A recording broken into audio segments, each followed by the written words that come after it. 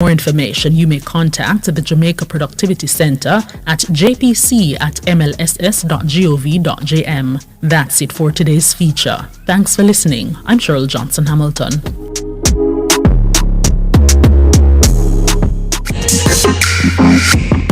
A production of the Jamaica Information Service, the voice of Jamaica. Nationwide 90 FM, continuing the tradition of fair, fearless, and factual reporting. You're listening to Nationwide 90 FM. The time is 9:01. You're inside the Consumer Hour with Nora Gay Banton.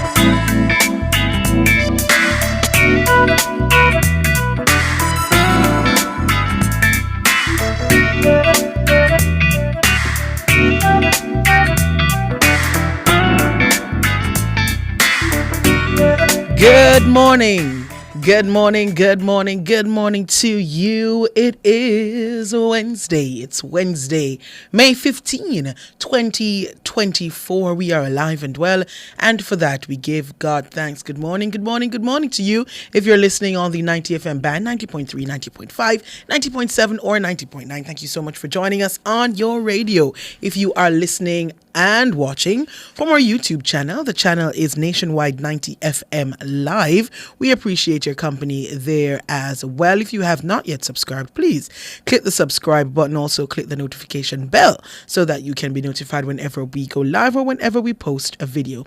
I'm seeing Karen Granville first in the chat this morning. Good morning to you, Karen Granville. Lornette Powell, good morning to you as well. Albert Morgan, good morning to you. Cheyenne Atkinson, what's up? I'm seeing Clash Camp. What's up, Clash Camp? And all the others over there on YouTube, good morning to you. If you're listening from our mobile app, which is available for free on the Google Play and the Apple App Store, good morning to you. And those on our website, the Listen Now option there, good morning to you as well. Thank you so much for making it Nationwide 90 FM. All right, this morning, it's one of our recently introduced programs we're going to have this morning, JSIF and You.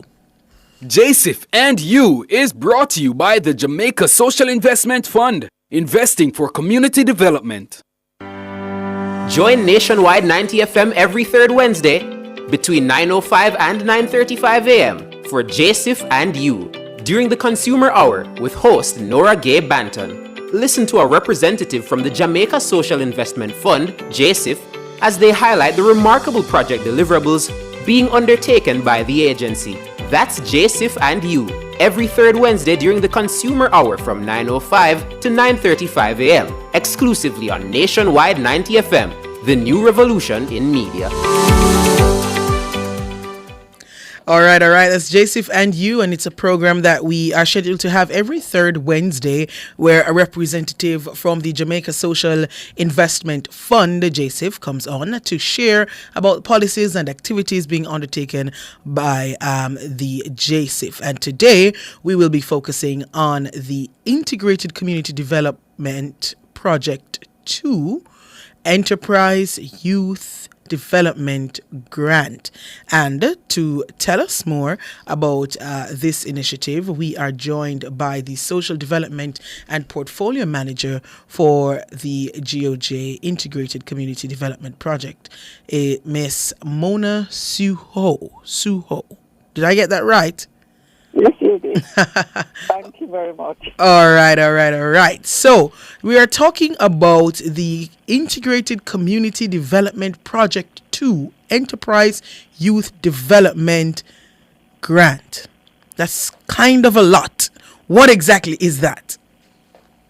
Well, the Enterprise Development Grant is an initiative that started in July 2020 under the Integrated Community Development Project funded by the GOJ. Right. And currently being implemented by JSIF. Now, essentially, as you hear in the name, Enterprise Grant, Right. specifically, we targeted micro enterprises. And what I mean by targeting is that we want to support their development and to build their capacity to contribute to the livelihoods of the persons who operate those grants. But a bigger spin-off effect is to contribute to the households and to the wider community. Right. And so those grants pretty much were given to persons in 10 communities across Jamaica. But this one is it sounds specific to youth. It says the Right. Enterprise Youth Development Grant. So Right. is there another spin-off to the grant itself? We had 3 cycles of the grant. Cycles 1 and 2 were to persons between 18 and 60. And the youth grant that you're referring to was specifically our 3rd cycle, and that targeted persons who were between the ages of 18 and 30.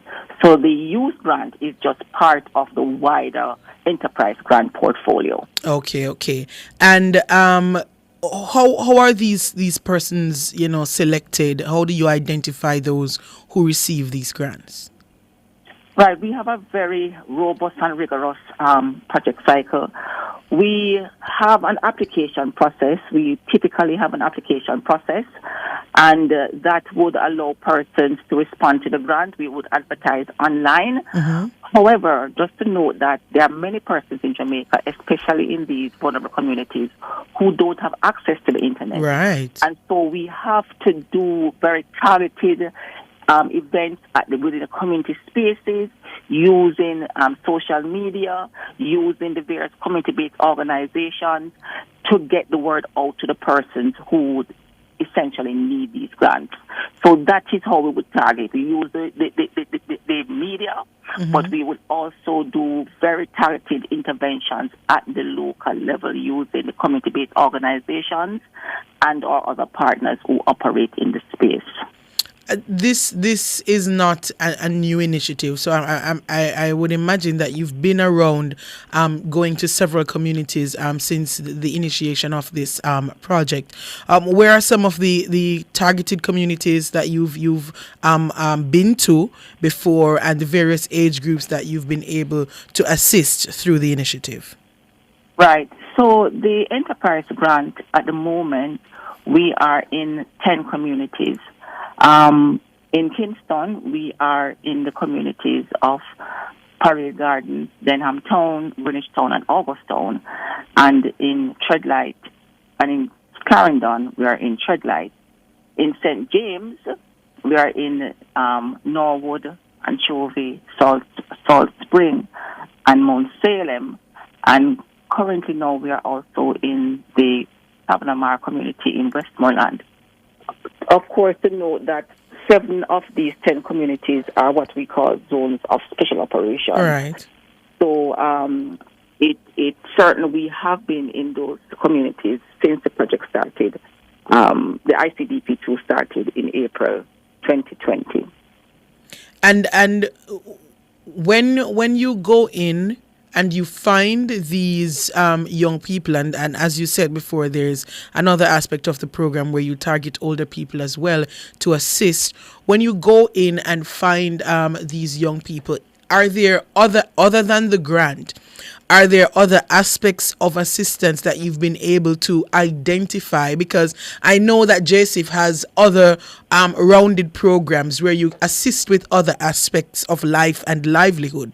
So are you able to identify a group of persons who are in need of the grant, who get access to the grant, and then assist them in other areas? Right. So typically, the typical profile of enterprise grant beneficiary would be, well, for the youth grant I mentioned, between 18 and 30. For the general enterprise grant, you can be between 18 and 60. Right. And many of these enterprises are, many of these enterprises are the persons in terms of their typical profile. Over half of our grantees are women. And many of them are part of single parent households, headed by women. Right. And so when you're thinking about the multiple vulnerabilities, it's not only about income issues in terms of having a livelihood and having an income to meet their basic needs, but they do have other vulnerabilities. Right. And so what we do is a range of complementary services that support not only the development of the enterprise, but the individuals who are part of the enterprise. So, for example, many of them, the business is not registered, but also they do not have any formal registration. So we would also provide them with their birth certificates. Nice. You would have not only to the persons who are applying for the grant, but persons in their households as well. There are persons there who may need additional support in terms of, even if they operate in the enterprise, they may not be certified. And that is where the connection to Heart NSTA Trust would come in. There are situations we find where there's a need to develop social skills. There's a need to pretty much persons want to. The grant is not just about looking at the business, but to support the whole person. Nice. And so to do that, it's not just the effort of the JSIF, but also bringing in the other partners, the Ministry of Health and Wellness. There are situations sometimes where the persons need to be on the PASS program. It's I was also just about bringing to in ask that. the Ministry of Labour and Social Security. Good. And so we're addressing vulnerability. And by doing that, it's not only about looking at income vulnerability, but vulnerability across a wide spectrum of areas. Good. I'm happy to hear that, because I'm happy you mentioned PATH as well, because I was just about to go into asking you if you've identified any persons who may very well need more than just this enterprise grant, who may need to further assistance through the PASS program, and you've already addressed that you were able to get some of these persons on the PASS program as well. So I'm happy to hear about the collaborative effort. We're gonna take the break soon, but after the break, I'm going to ask you about some of the achievements of the program over the time that it has been existing, especially the youth aspect of it, some of your success stories after the break.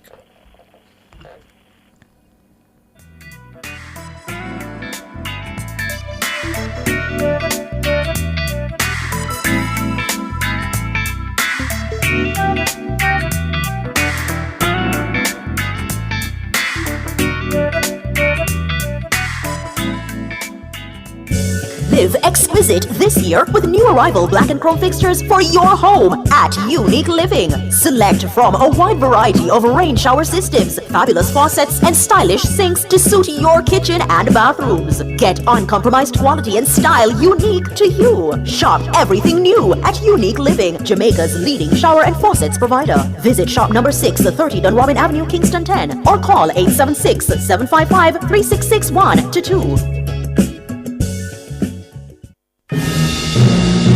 Nationwide 90 FM is at it again.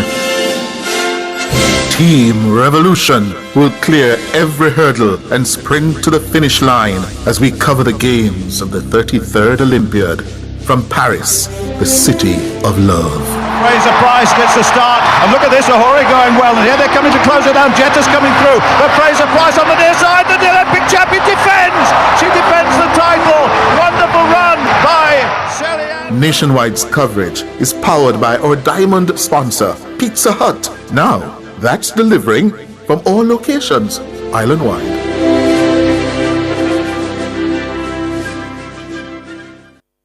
Decorate and redecorate your space with colorful and fast-drying paints from Edgechem Paints. The time by Edgechem Paints, changing lives 1 gallon at a time, is 9:15.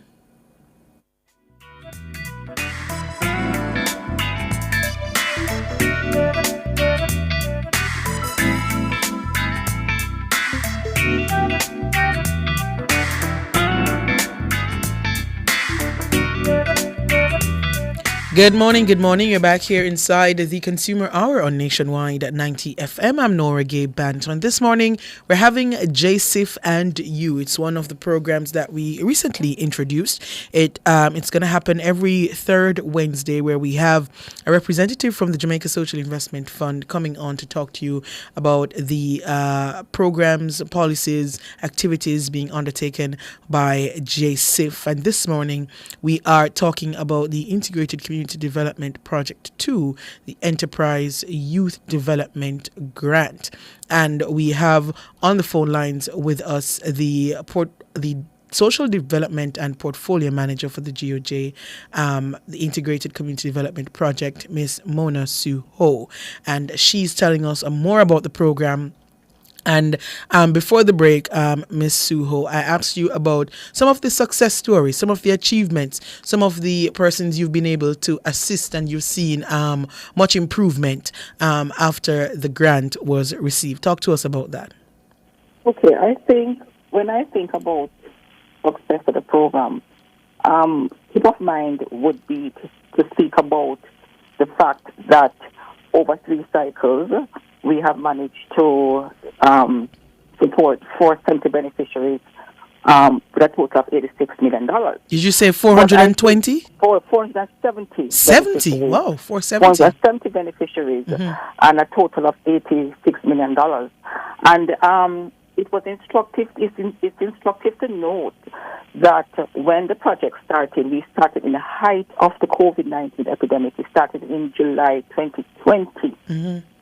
And so to be able, our managing director, Mr. Omar Sweeney, gave us a charge that despite what was happening, the need, was there for us to support the government's thrust to support these businesses that were pretty much reeling from the impact of COVID-19. And so that in itself to us is a success, because we were able, under very difficult circumstances, to implement the very first cycle in the height of the COVID-19 pandemic.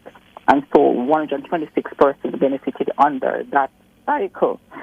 And I think the word got around that, yes, we were not just a group that spoke about a benefit, but we actually delivered the benefit. And so we were able to move from 126 beneficiaries in cycle 1 to 242 beneficiaries in cycle 2, and our envelope was increased by over 150% from to $51 million. But I think I can talk about the numbers, etc. But I think it's also important to mention the stories. Yes, the stories of indeed. the people. When we met them, I could say, for example, we had one young man in Mount Salem, Leo Rampassard, and he operated this small design, hyper arts and design company, small company, home-based business. And to think that we pretty much assisted him with a few, small supplies and printer, etc. And to see what he has emerged into now, forming a very, very powerful business network in the West of small entrepreneurs. Nice. And pretty much whatever you need to source in St. James, that business network can source it for you. And so just to have that kind of vision to say that I've gotten a grant, how can I now help other entrepreneurs? That to me is a great story. We have other persons who they have spoken about the fact that once they got the grant and they got the business, the grant is not just about giving them the machinery and tools and resources.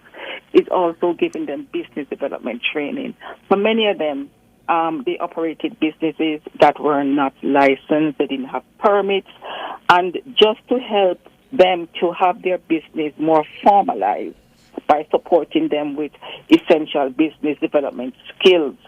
And these are businesses that we are traditionally seen as being non-formal. And so it boosted their self-esteem. It boosted their status in their community. They felt like, yes, finally now I'm not operating under the radar. I can now have many of them have their business registration on display, their Right. food handler's permit, just the pride that comes from that. Is some of the stories that we heard from this from the field.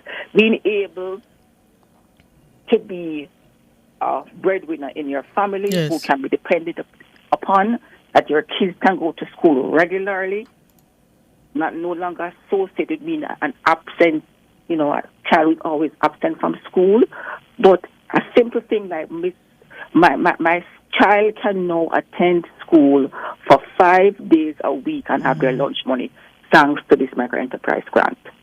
And so the trickle-down effect of the grant, the multiplier effect of the grant, is not only the impact on the business, but the impact on the individuals and the households. The standard of living of persons can now be improved because they now have income that they can use for their basic needs and for other needs. Yes. So the story of success is not just about the value of the grants and the number of the beneficiaries, but the transformation that we have seen and heard from the beneficiaries themselves in their lives. And that, to me, is the powerful part of the grant. That's amazing, and I'm happy to hear about these stories of transformation and how they've been able to help themselves and other members, in the case of that young man in Mount Salem, other members of the community to be able to come on board and join in the transformation process.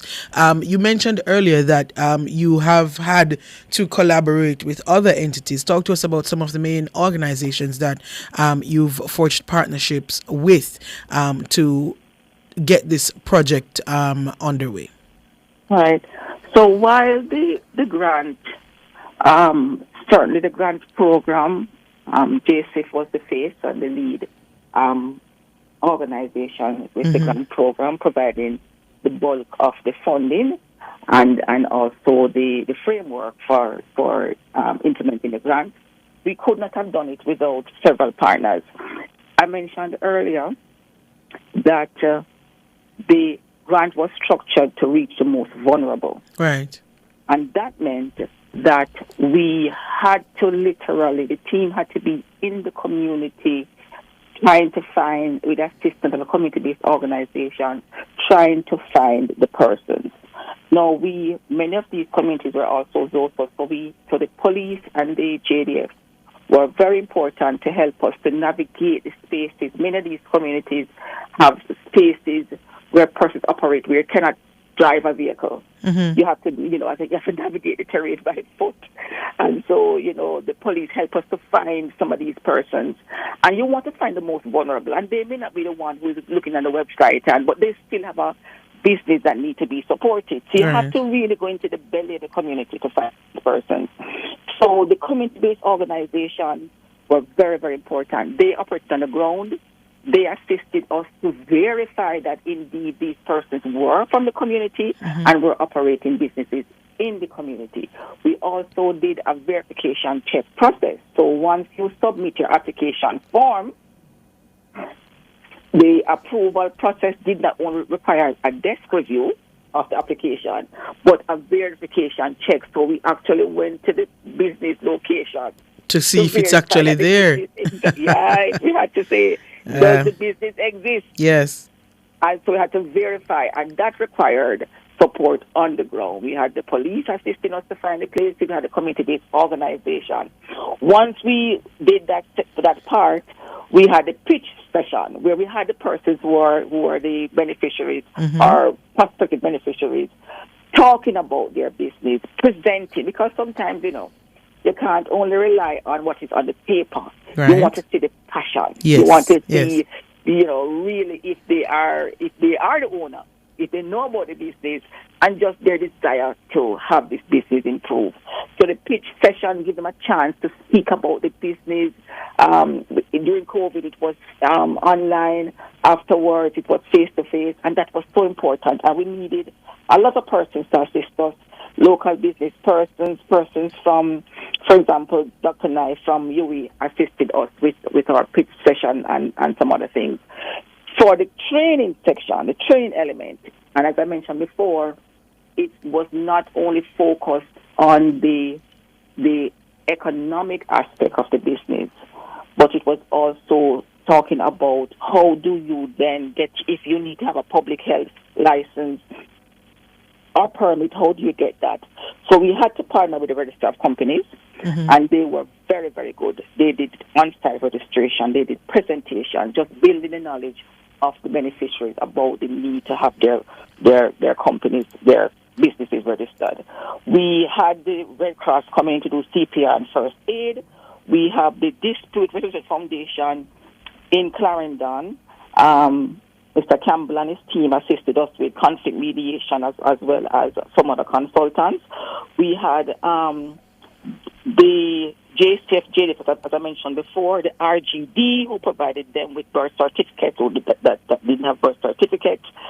And, of course, we also had the Minister of Agriculture and Fisheries, because a segment of the micro-enterprises were persons who were fisher folk. Nice. And so we needed to have the Minister of Agriculture and Fisheries on board, because they help us to verify if indeed these persons were legitimate persons who operated in the industry.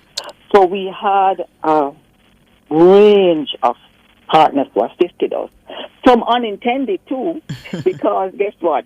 When you begin to think about procuring items, range of items, from refrigerators to coolers to equipment and tools, we have processing in food and poultry rearing. We also formed strong relationships with the supplier of these materials and supplies and equipment. And so for the relationships formed in the first cycle, for example,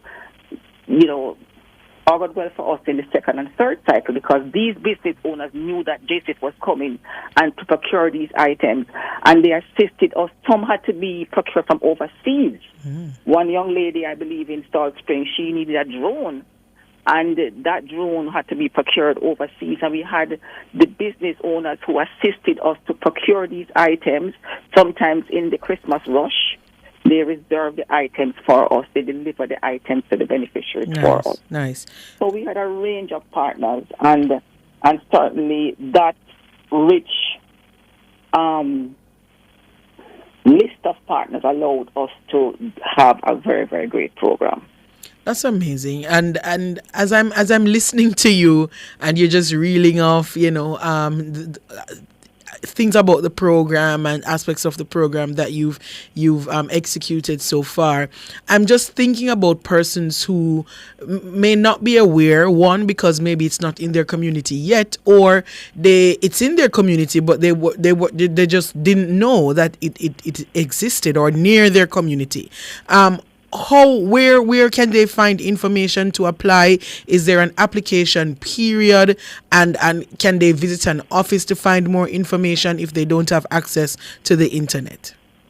Okay, so firstly, we are now in the fourth cycle of the grant, right? And we will be opening the next round of application for September 2024. Okay. Now, just to note that the ICDP2 project operates in 10 communities.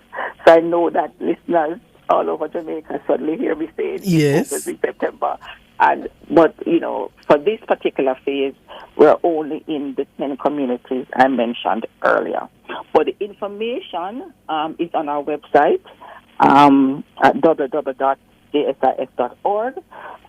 We do have within these 10 communities the community-based organization, the community development committees, and we work closely with them. You can contact if you're in those 10 communities, which I think I should say it again. Yes, I was just going to ask you, but go ahead with the number. And 10 communities again. So for Kingston, we are in Parade Gardens. Mm-hmm. We are in Augustown. We are in Denham Town. And I'm forgetting the fourth one. Parade Gardens, Augustown, and Denham Town. Then we have Clarendon. We have Treadlight. And then in St. James, we're in Anchovy, we're in Salt Spring, we're in Mount Salem, and we are in Norwood. And for our soul community in Westmoreland, we're in Savannah Lamar. All right. So, if you're listening and you heard those communities and you're living in I just remember the fourth one. the fourth one in Kingston, Greenwich Town. Greenwich Town. All right. Yes. So if you're from any of these 10 communities, because it's a specific program. It's not a national program as yet. But it's a specific program. We have to start somewhere. All right, So for now, it's just these 10 communities. Miss Suho, we're gonna take a break, and when we come back, I'm just gonna allow you to give the information once more, the website and the application opening time and date, and then we'll just wrap up when we come back.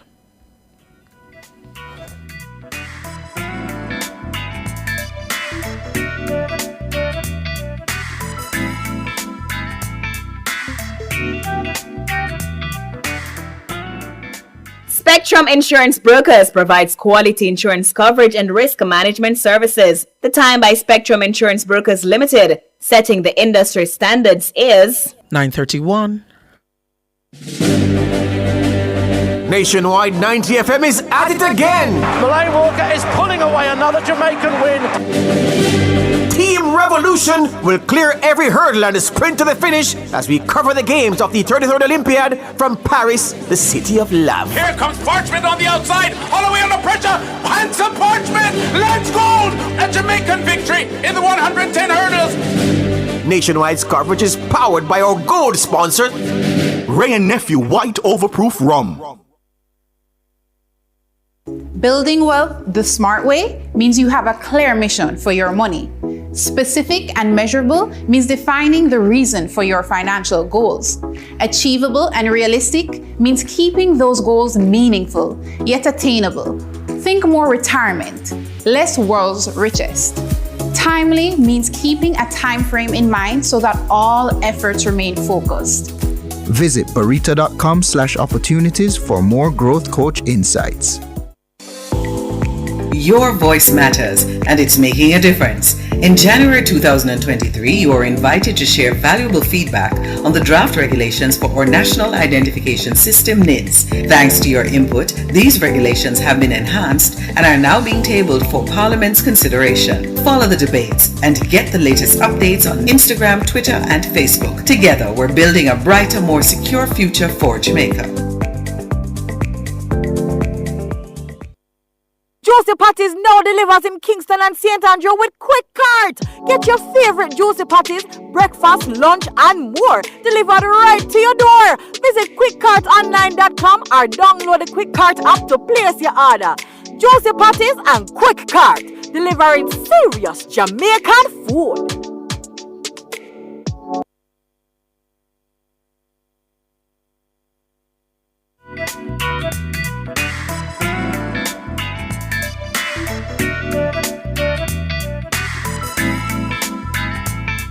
Good morning. You're back here inside the Consumer Hour on Nationwide 90 FM. I'm Nora Gay Banton.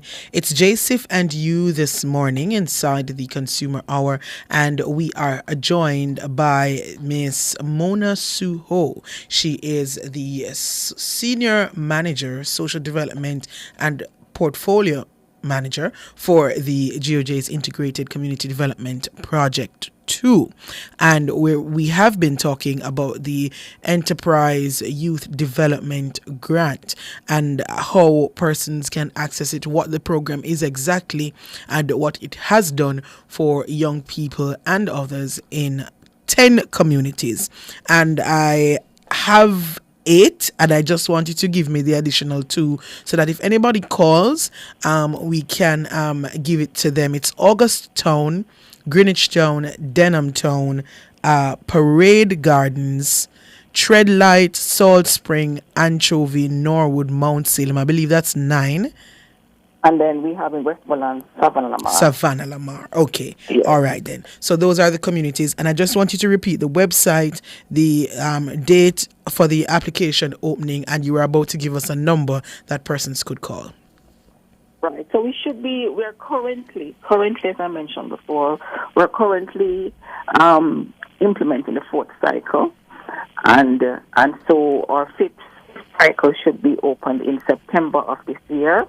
We typically would advertise on our website So you can go to www.jsif.org, or you can send us for information at info@jsif.org.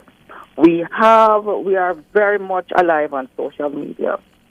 So we have our Instagram, our Facebook page, JSIFJA, that you can also follow us, of course, but also we will be posting information about the application process on those sites as well. And our telephone number, if all of that is still not enough, our telephone number is 968-876, of course, 968-4545. And our very competent receptionist will put you through to the ICDP2 team that can give you more information. All right, that is it. That's the Enterprise Youth Development Grant.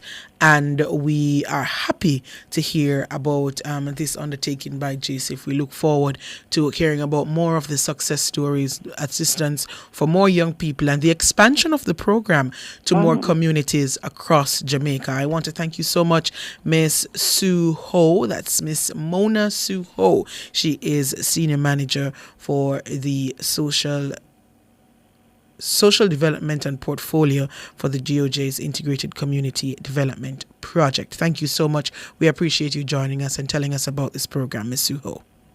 Thank you for having me. Yes, have a good day. Thank you. That was JSIF and You. JSIF and You was brought to you by the Jamaica Social Investment Fund, investing for community development. All right. So that's JSIF and You for you this morning. I hope you would have learned something. And if you know anybody in any of these communities that were listed who could do well with some assistance, who may have a small business, may have a nice business idea, but they don't have the means to get it off the ground or to develop the business that they currently have, and you know that they are in need, they're in a vulnerable state, and they could do well with some assistance, you can help them to reach out to JSIF. You can call 968-4545, or you can go to JSIF's website, www.jsif, that's JSIF.org, or you can send an email to info@jsif.org. And the communities, once again, these are the 10 communities that they're in: Parade Gardens, August Town, Denham Town, Greenwich Town, Treadlight, Salt Spring, Anchovy, Norwood, Mount Salem, and Savannah Lamar. So if you know anybody who could use some assistance there, then you can help them with getting into contact with the JSIF. All right. So for the rest of the program, if you have any other consumer related matters, if you have any further questions, I don't know if I will be able to answer you about the program. Maybe they were said already and you missed it. Then you can give us a call. The numbers to call 876-630-9371-4. That's 876-630-9371. There's also 630-9372, 630-9373, or 630-9374. You can also try 618-8255. And if you're unable to give us a call on any of those numbers, then you can try our YouTube chat. We're live on YouTube, Nationwide 90 FM live, and we'll try our best to get to those for you. I see news commentator J.A. in the YouTube chat asking me to get in contact with the mayor of Portmore. She says, I want to know what exactly the Portmore Municipal Corporation is responsible for, because I am confused. What are you confused about, news commentator J.A.? Can you elaborate? Can you tell me, did something happen? Is there an issue that you're trying to get answers to and the municipal corporation is not assisting you with, or you think they're responsible and they're letting you know that they're not responsible? What exactly is happening, news commentator J.A.? If you can give us a call or give me some more information in the chat, then maybe we can get some answers for you. the Portmore mayor you're asking for. Not sure why, so I'm asking if you can give us some more information in the chat, then we'll see how best we can proceed with some help for you with the situation that you are having there. All right, remember the numbers to call: 876-630-9371 or 618-8255, or try our YouTube chat. It's Nationwide 90 FM live on YouTube. And I want to say, yesterday I had mentioned the area right across, well, in the vicinity of the Mountain View police station, that turn there. If you're coming from the direction of Excelsior, you're coming down Mountain View, that would be a left turn right at the police station there. I was mentioning to you that the area, there were some huge craters there, because those are not potholes anymore. Those were craters. And you had to go almost onto the sidewalk to go around them. And then most recently, not most recently, before yesterday, it would seem, they threw some, I was saying marl, but I didn't realize that it was actually some red dirt that was thrown in the craters. When I drive there yesterday evening, they were fixed, fully patched and paved, asphalt rolled over, and it was fully fixed. So I want to say, I don't know if it was the initiative of the councillor, or I don't know who's responsible. I would love to know who's responsible to thank them properly. But to whoever fixed that area there right across from the Mountain View police station, and it goes all the way up a little bit, thank you so much. Thank you so much. We can now drive and we don't have to look if any cars are coming before we swerve around. So that's a major issue there, and it was fixed, right? Yes, to go into Norman Gardens. That's exactly where I'm talking about. It was a mess and it was fixed. So I want to say thank you to the authorities who looked into that and got it fixed. Rich Richards on YouTube says red dirt with laughing emojis. You're laughing, but when the dirt was placed in there, I was relieved, because that means I could now drive over it. I didn't have to swerve around it anymore. It's funny now, but I could have, driven over it when the dirt was placed in there. Because when I say those were deep, I mean you had to go, like, fully stop your car and just hover over the gas to get through them. But they were very, very deep. It's either that or you go around them, and going around them would take you almost into the median to go around. So, and if cars are coming, you have to wait. So, thank you so much to those who were responsible for fixing that. Lady J, good morning. Good morning. How are you? I'm not too bad, Lady J. How are you? I am doing great. Thanks Awesome, for asking, my dear. Now, I have a little problem, you see. This elderly couple, they got burnt out, right? Every document went.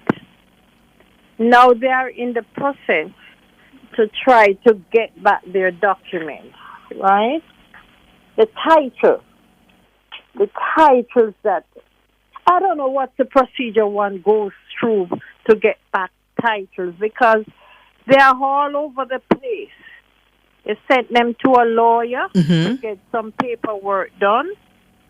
When they took it in, the lawyer is going to, the titles office is going to say, no, you have to get JP. It's as if the left hand do not know what the right hand is doing. They're trying to get what exactly? Birth certificate? Title, the land title, okay. Numerous titles, so they were burnt up in the fire. Right? But at 80, they are elderly people in their 80s. And they have to be back and forth, it's very hard. Yeah. Very hard. These things need to be fixed, Nora. So is it that they've gone, it's not just land titles, are they trying to get titles for vehicles as well? the vehicle was also burnt, and they're doing it step by step, Right. right, to get back some of those documents, right?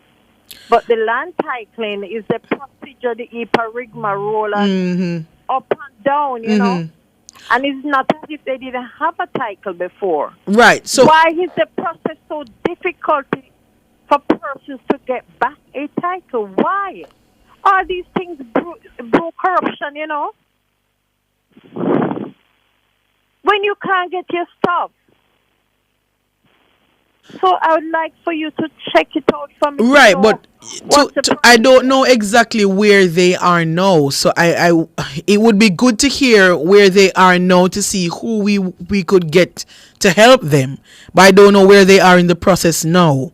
So maybe if you can get some more information from them or our contact number for them so that we could get from them where they are so that we can assist them. All right. I understand that you're saying the general process is tedious, but to help them right now, we would want their information. All right. All right, I'll do that. So I'm going to Okay. get their number and call your producer. Yeah, you can call 630-1210. Oh, okay. 630-1210 and just explain to them, and you have them speak to me or Michelle. Michelle. Nora or Michelle. Michelle is the producer. All right. All right. Run that number again, Nora. Come have to move her from the radio. All right, quickly. All right, I'm going to hang up and you just repeat it for me. All right, no problem, So no the radio problem. coming through the phone. Yeah, man, no problem. So the number is 630-1210, or you can just look up Nationwide on Google, and that's the number that should come up. All right. So we're gonna take a break now, but before we go to the break, just to let you know that we are due to join the live broadcast of the post-cabinet press briefing, where the Prime Minister is expected to be addressing the briefing. So we are due to join that live broadcast as soon as the Prime Minister takes the mic. We take a break and come back with more.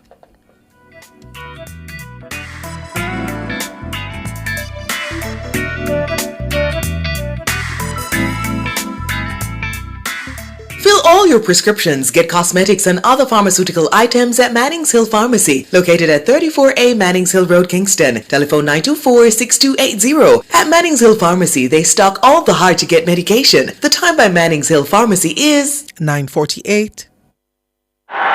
This outstanding 6'4" athlete credits Jamaica with her first Olympic victory ever. Jamaica is filled with Olympians. World record holder McKinley dashes into the lead. We must never forget the forerunners of Jamaican Olympic greatness. Coming into the home stretch, it's Wint who challenges the leader. Win or lose, athletes never forget their Olympic experience. Merely Notty has devastated another world-class field. And Hemmings is going to do it. Hemmings wins it. She's the champion. A personal... Win or lose, Jamaicans will cheer the loudest at the Olympics so that the world will never forget who we are. And Usain Bolt is moving away.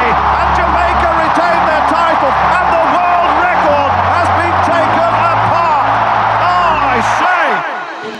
From July 26 to August 11, tune in only to Nationwide 90 FM for the coverage of the 2024 Paris Olympic Games, because we're here to ensure that you never forget. Nationwide's coverage is powered by our bronze sponsors: National Road Operating and Construction Company Limited, Digicel, Grace Foods, Spirits of Jamaica, Imperial Optical Jamaica, and Rainforest Caribbean.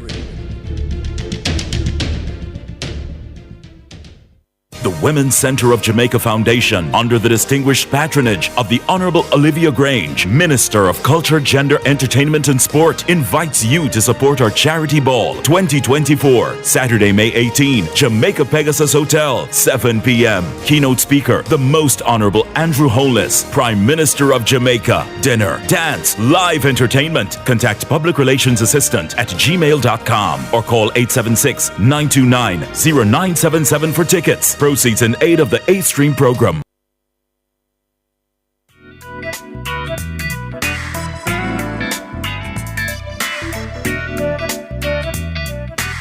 Good morning, good morning. You're back here inside the Consumer Hour on Nationwide 90 FM. I'm Nora Gay Banton. And just to let you know, before we go back to the callers that we are awaiting, we're waiting to join the live broadcast of the post-cabinet press briefing happening now. The Prime Minister is slated to address the press briefing. So we are waiting. As soon as he takes the mic, then we will join them live. Jack is on the line. Good morning, Jack. Good morning, Nora. How are you today? I'm not too bad, Sir Jack. How are you? My dear, I'm still going through the motions, All right. I am calling reports have broken me on Nation Road in Northeast St. Elizabeth, Pepper. Nation Road in Pepper. Northeast. Yes, I remember that name. Pepper Northeast in Northeast St. Elizabeth. Yes. Yeah. You know, Nora, know that we were having rain like every day for the past 3 weeks, but now that the rain has stopped, subsided, I even looking for them to come and correct the eyesore that is running down the road. It is still running? Still running now. No, sir. And the fact that I heard you made an announcement to Water Commission about it. It is still there running now. And you know what bleeds my heart is to know, I wonder if the Prime Minister really don't monitor what goes on the program. This is a road that every holiday I usually see him walking on it, going by his father's farm. Really? Take it from me. And I expect somebody must report it to him, because I don't think hearing about Nation Road, something that a road that him walk on every holiday to go by his father's farm. I think he would ask him to give it some attention. So I don't think him know about it. I believe me. How long has this been running now? Because I don't think it's last. Over 2 months. It is over 2 months. And if you see the condition, I made up a video and I wanted to put it viral. But you know what? Out of respect, especially for the Prime Minister, who I know personally, I say I'm not going to do it. So you have no contact for him, you don't call him? Listen me.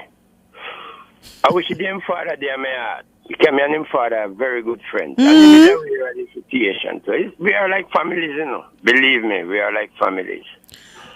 But really and truly though, Jack, I understand what you're saying with the connection to the Prime Minister, but there are many other agencies below the Prime Minister, many other agencies and leaders below the Prime Minister who should have seen that issue and fixed it. It can't reach all the way up to a broken water main. Cannot be the problem for the Prime Minister of the country to fix it. Exactly why. That if you have to be calling the Prime Minister, that is sad. Very sad. But even when I spoke to wish them father come by my house, and I talked to him because we call him Juni. That's his pet name. I said, Juni, look at the condition of the road. He said, Vernon, he said, Jack, look, you know that him have a lot of pressure on him. Somebody else deal with this. Yes, man. Can't be the Prime Minister must fix water run pan road. No, sir. I will not attack him, but I hope him have somebody. His press secretary should be monitoring all No, not even the press secretary. It is a national water commission supply the water there. Of course. Precisely. So the National Water Commission, if you've reported it to them already, right? Listen me, you have made a public announcement. I told you I did not, and you made it known. Said was National Water Commission, there's a broken main and nation. Yeah, but I want to know, Jack, if you've called them also, or anybody from the community have called them yourselves to let them know. It was reported. Okay, good. Reported, and nobody we have not seen anyone to come and correct the situation. And the other day, we were lamenting drought and the fact that there's not much water, and then we got some rain and we got some ease. But National Water Commission, I can't understand how 2 months water just dip on road and run. And I always say this is water that we cannot catch it because it just dip on the road and run. It's not like it's spraying in the air and you can set a bucket under it and catch it. This is water is a broken main, so it just running on the road and it's being wasted. NWC, Nation Road in Pepper, St. Elizabeth. Nation Road, Pepper, Northeast St. Elizabeth. There's water being wasted. There's a broken main and the water running for 2 months now. Do you have water in your pipe, Jack? Yes, I do. Okay, yes, thank God. Thank God. Because it could have gone the other way. Because you know, most times when broken water main in the area, you know, the people them in the community don't have any water. Well, let me tell you. It's a leak that is not heavy, but it is consistent. Yes, and the road at this point must be saturated. Oh God, I don't want to send you the video because if I send you the video, because I videoed it, you know. Mm-hmm. But I say, I just videoed it for in case of anything. Jack, even if it's a little trickle for 2 months is a lot of water. And let me tell you, when it comes down to where the water saturated, when it settles, is it on a hill? It is on a slope. But when it comes down to the bottom where it settles, it's not, the road is not asphalted, you know. Mm-hmm. It is a dirt road. And when you are to navigate that dirt, that wet road, there's no way you can escape the mud. Oh no. You just have to NWC, well, Jack, we're gonna have to go soon, but NWC, Nation Road in Pepper, Northeast St. Elizabeth, the water is being wasted. And I hope that when Jack calls again, he can say you came to fix it. Thank you for calling. And if they come and fix it, no, I will be telling you thanks because you may be one of the programs that I believe they are monitoring. All right. Thanks for calling, Jack, and we hope it will be fixed soon. Okay. All right. That's where we're going to leave it for the Consumer Hour this morning. Making way now for Cliff Hughes Online.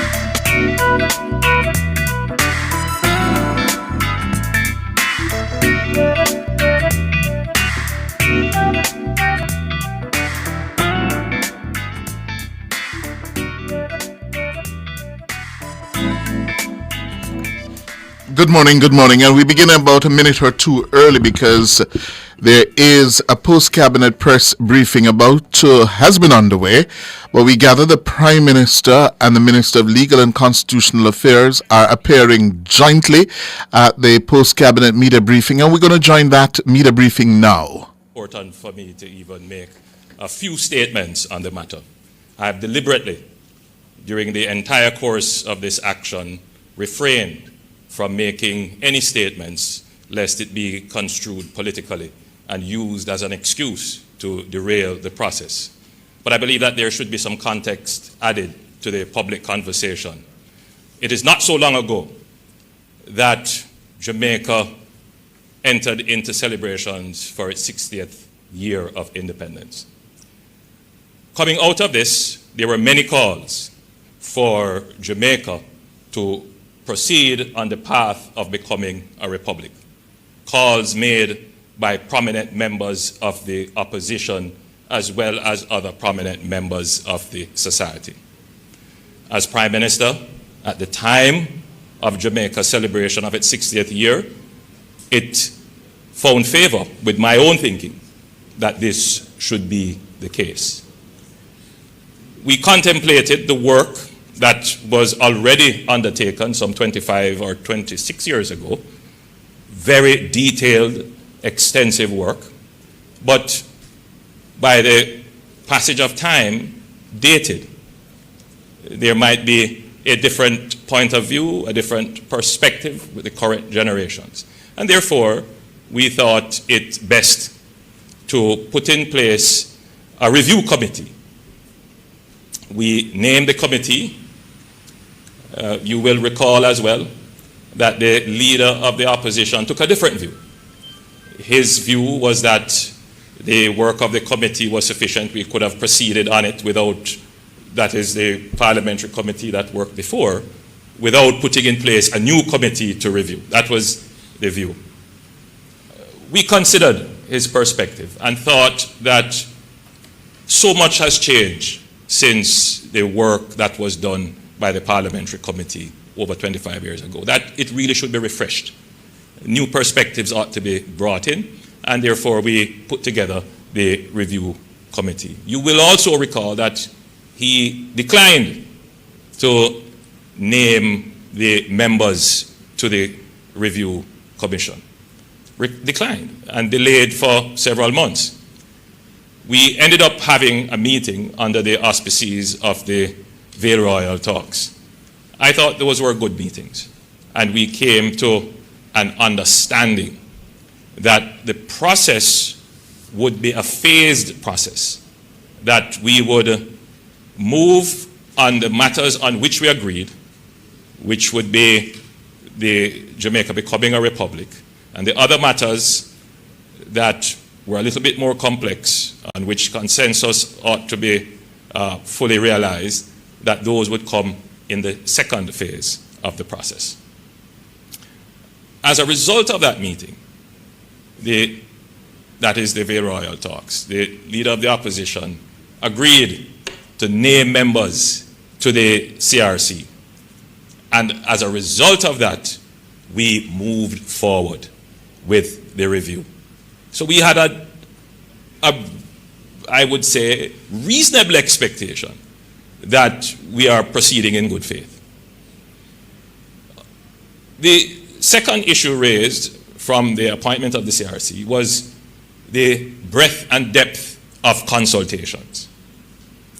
And you would recall that there were some issues about the membership, and we reviewed that, and we extended the process of consultation to include island-wide consultation and specific interest group consultation. So my own view on it is that the CRC, the Constitutional Reform Committee, Review Committee, they have done quite an extensive job in conducting the review and taking into account the opinions and views that are widespread in the country.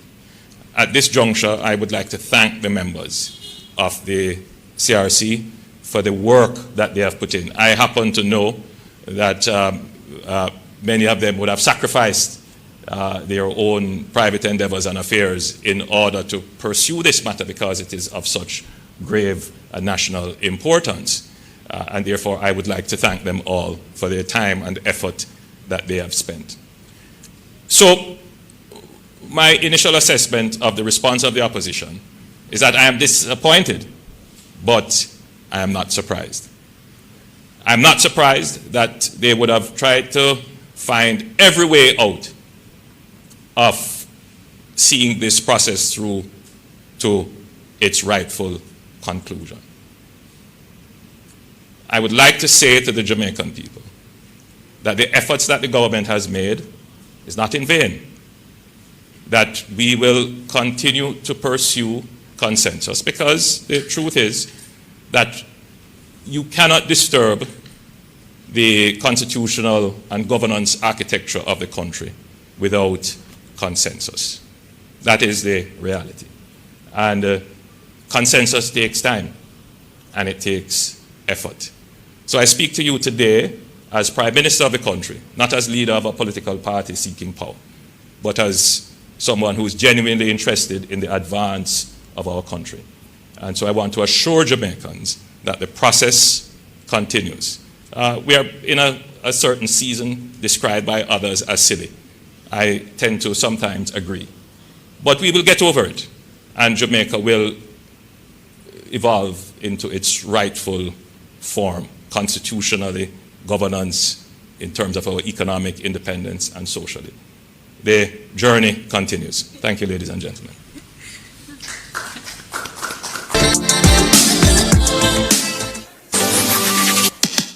Good morning, and that's Prime Minister Andrew Holness speaking at the post-cabinet media briefing underway at Jamaica House. And we decided to take that for you. The Minister of Legal and Constitutional Affairs, Marlene Malahou-Fort, is she about to address the briefing as well? If she does, we will also go to her as well. But what the Prime Minister essentially did was to outline the recent history of the latest effort at constitutional reform, and making the point that as Prime Minister of the country, not the leader of a political party seeking political power, a jab there at the opposition leader, that it is his duty to continue to make an effort to advance this process, sounding like a Prime Minister ought to sound. Here is Marlene Malahou-Fort. We must use all of the time to make progress on all of the pressing matters. There is a process that we must get through in order to achieve the results. It doesn't matter how much we talk about constitutional reform, unless and until we get a bill in the Parliament to propose the changes, we will not achieve them. It is, ladies and gentlemen, a legislative process, and the role of the legislature is a constitutionally assigned role. The Parliament is empowered to pass laws for peace, order, and good government. We only get to the people for their approval after the Parliament has passed the bill. And you do know that we have a representative democracy as opposed to a direct democracy, where the people put their representatives into the legislature, who then pass the laws. So I think it is important, in light of the quarrel that has broken out, to remind of the process. The Prime Minister alluded to it. At every stage, the government has indicated publicly what we were embarking on, through exchanges with the opposition and through statements in the Parliament, and also statements to the press and in engagement with the people. So I'd just like to take you back to what was made public when I wrote to the leader of the opposition in May, at the end of May 2022, advising him of the government's intention to establish the Constitutional Reform Committee as we move to implement the recommendations to give effect to the Republic of Jamaica. The leader of the opposition responded by letter dated June 3, confirming that the opposition would participate in the deliberations of the process. He stated some initial concerns, and in particular, he indicated that the anticipation of the country becoming a republic in the Jubilee year would require the process to move with haste. He also mentioned what the Prime Minister had indicated to the monarch's representative when he came during our 60th anniversary of independence. The leader of the opposition then said he felt strongly that the commencement of the process cannot be delayed by shunting the matter to be again deliberated by another committee. He mentioned the matter of the CCJ, which he said he did not wish to be enmeshed in another process of deliberation. And he also indicated that in respect of our proposal to review the Charter of Fundamental Rights and Freedom, the opposition was not persuaded that now is the time to embark on a review as they saw no compelling reason to do so. So I am left with some uncertainty as to what the opposition is saying about time and process, because in one breath, their position is that we must go right ahead with the changes, and in another breath, he's saying not so fast. You may recall that the initial timelines set out for taking a bill into Parliament was after 3 months deliberation. And the reason for that was because we took into account the comments made by the Leader of the Opposition that we should move with the process as expeditiously as possible. But as the Prime Minister indicated, when recommendations are made and not implemented, it is extremely important that you consider what happened in the intervening period. And that is why the committee was put in place to look at the recommendations and advise the government on those recommendations. I believe I should also point out that the matters that are deeply entrenched have not changed since the Constitution came into effect. So in case you're wondering why look on the previous work, it is because it's the same set of provisions that we have to deal with. I have no say in those provisions. The Constitution sets them out. The Constitution sets them out. And if we dishonor the process of the Constitution, then we would act unconstitutionally. So, ladies and gentlemen, I am very, very pleased to report progress. I join the Prime Minister in thanking the members of the committee who have dedicated their time, who have showed up, who have engaged, who have brought their own expertise in ensuring that we can move ahead. So here we are. The process has yielded a report after some delay, and the report is before the Cabinet for consideration. The role of the committee is advisory. The Cabinet will deliberate on the matters and bring its own view as the principal instrument of policy. The timelines that are expected to flow after this, after the Cabinet's deliberation on the report, is for the report to be made public, tabled in the Parliament, and that the bill will be prepared, and the bill will be sent to a joint select committee of the Parliament in the period between its tabling and the commencement of the debate, because the Constitution requires that 3 months elapse between the tabling and the commencement of the debate. The Constitution also prescribes that another 3 months must elapse after the completion of the debate and the voting. And so we believe that the process is designed to take into account views expressed in the public and during the course of deliberation. I have been reflecting a lot on the conversations in the public space, and I feel compelled to say that as we embark on this work to rebuild the foundations of the nation, we have to come to terms with our love affairs with talk and little action. My goodness, we can come up with a brilliant idea just like that, and then we let that idea linger and linger and linger, and we don't implement. And somehow part of our culture seems content with our talking without implementation. And as I listened to the various discourses in the media, I thought to myself, it's almost like a self-fulfilling prophecy. Just as we are to get to implementation, we want to halt the process because we have not spoken enough on it. Ladies and gentlemen, it doesn't matter how good our ideas are. If we can't implement them to benefit from the results, it will be of no use to us. So the Prime Minister has indicated that he clearly understands that the process requires consensus, the process requires the nation coming together, and that the point that we are in the life of the Parliament makes it more challenging.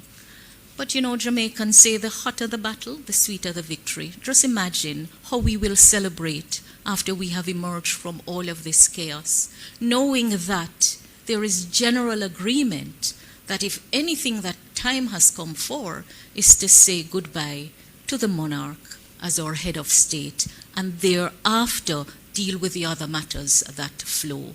The government is very clear that a determination has to be made on the final court, but we're saying we are moving in phases. I understand the concerns of the opposition because the truth is that there has been so much talk about constitutional reform and very little action taken to implement what we have agreed on. So I can understand the fear. But Prime Minister Holness has taken the bold step to ensure that the work is approached in a focused way without distraction that happens on a day-to-day basis with the many other matters that a government must contend with. And if you are to be honest with yourself, I mean, constitutional reform doesn't really ignite the passion of many until the matter becomes contentious. It is a technical area. It requires technical expertise, and so it also requires the focused attention that has been given to it. The Prime Minister will respond to the letter sent by the Leader of the Opposition, essentially raising 3 issues. The first had to do with the matter of the final court, and we were always of the understanding that having accepted that the process would be phased, what they required was a clear timeline as to when we would get to the issue.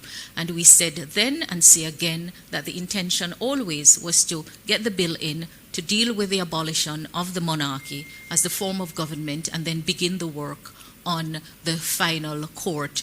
Because the truth is, ladies and gentlemen, public opinion is divided on the matter. And I tell you, just when we thought we were getting closer, there came that famous decision where people are saying, hold on there, not so fast. You know, we really want to talk about this thing and get a better understanding.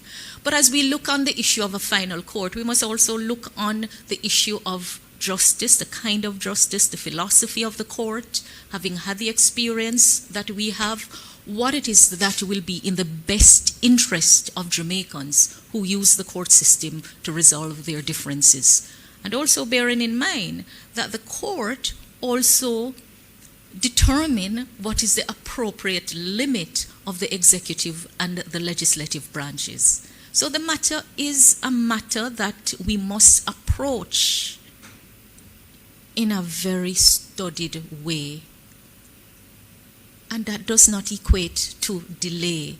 I just can't understand how it is that now that we get to the stage of moving closer to implementation, we are accused of rushing after such a long time of delay.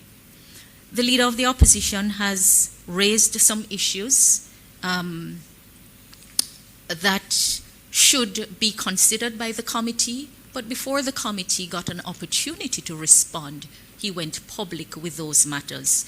We do have a draft response on the issues raised, but I sincerely believe that notwithstanding his going public with them, the matter must first be deliberated within the committee. So I really crave your indulgence, ladies and gentlemen, to allow the committee to respond to the issues raised by the Leader of the Opposition, and thereafter we will make those responses public. It's important that we appreciate that overall we're calling for better governance. We're calling for greater accountability in government, and that must take into account processes and procedure. Procedural justice is as important as substantive justice, and we cannot rush to impugn the integrity of processes because we want outcome and we want what we want here and now. So, in the midst of the choppy waters, we have remained afloat. And I've said from day one that the move to change the form of government is a righteous move. And I believe that when we embark on righteous causes, the universe will unfold to ensure that it happens. It doesn't mean it will happen easily or without having to cross obstacles. But under the leadership of Prime Minister Holness, we believe that this is the move that is best for the nation of Jamaica, and that we will proceed to take the other steps. We can't say what the opposition would do if they were to lead government. We can only speak for our approach. And the Prime Minister is prepared to continue the process to its rightful end. Step by step, stage by stage, phase by phase. Our commitment is to do what is right for the people of Jamaica, who have entrusted us with these seats of authority and roles on their behalf. Thank you. Marlene Malahoo Fort, the Minister of Legal and Constitutional Affairs. Good morning again. This is Cliff Hughes online. Just as we were about to come on air at 10 o'clock, the Prime Minister entered the briefing room at Jamaica House where the post-cabinet media briefing was underway, and he addressed this issue of the controversy concerning the constitutional reform process and the position now being adopted by the opposition, in particular its leader, Mark Golding. We're going to take a break, and then after the break, we're going to come back, and if you missed it, we're going to play for you what the Prime Minister said at the top of the hour. My eyes were clear and bright. My walk had purpose. My steps were quick and light. And I held firm to what I felt was right. Like a rock.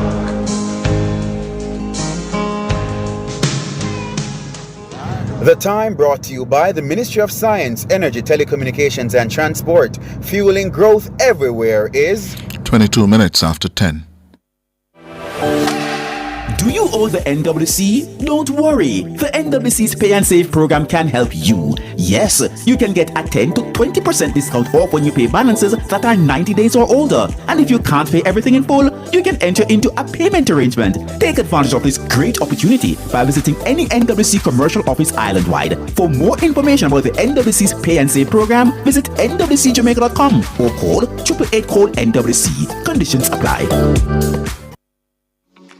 Invest in Jamaica and make your money grow. Invest in Mayberry Jamaican Equities Bond, a safe and purposeful way to invest. How? We carefully invest your funds in top local companies, empowering you to profit from multiple businesses, not just one. With a minimum investment of just $20,000 and an interest rate of up to 10.5% per annum, it's more than just growth. It's profit with purpose. Discover more at www.profitwithpurposeja.com or contact your investment advisor for full details. Profit with purpose. Invest with Mayberry.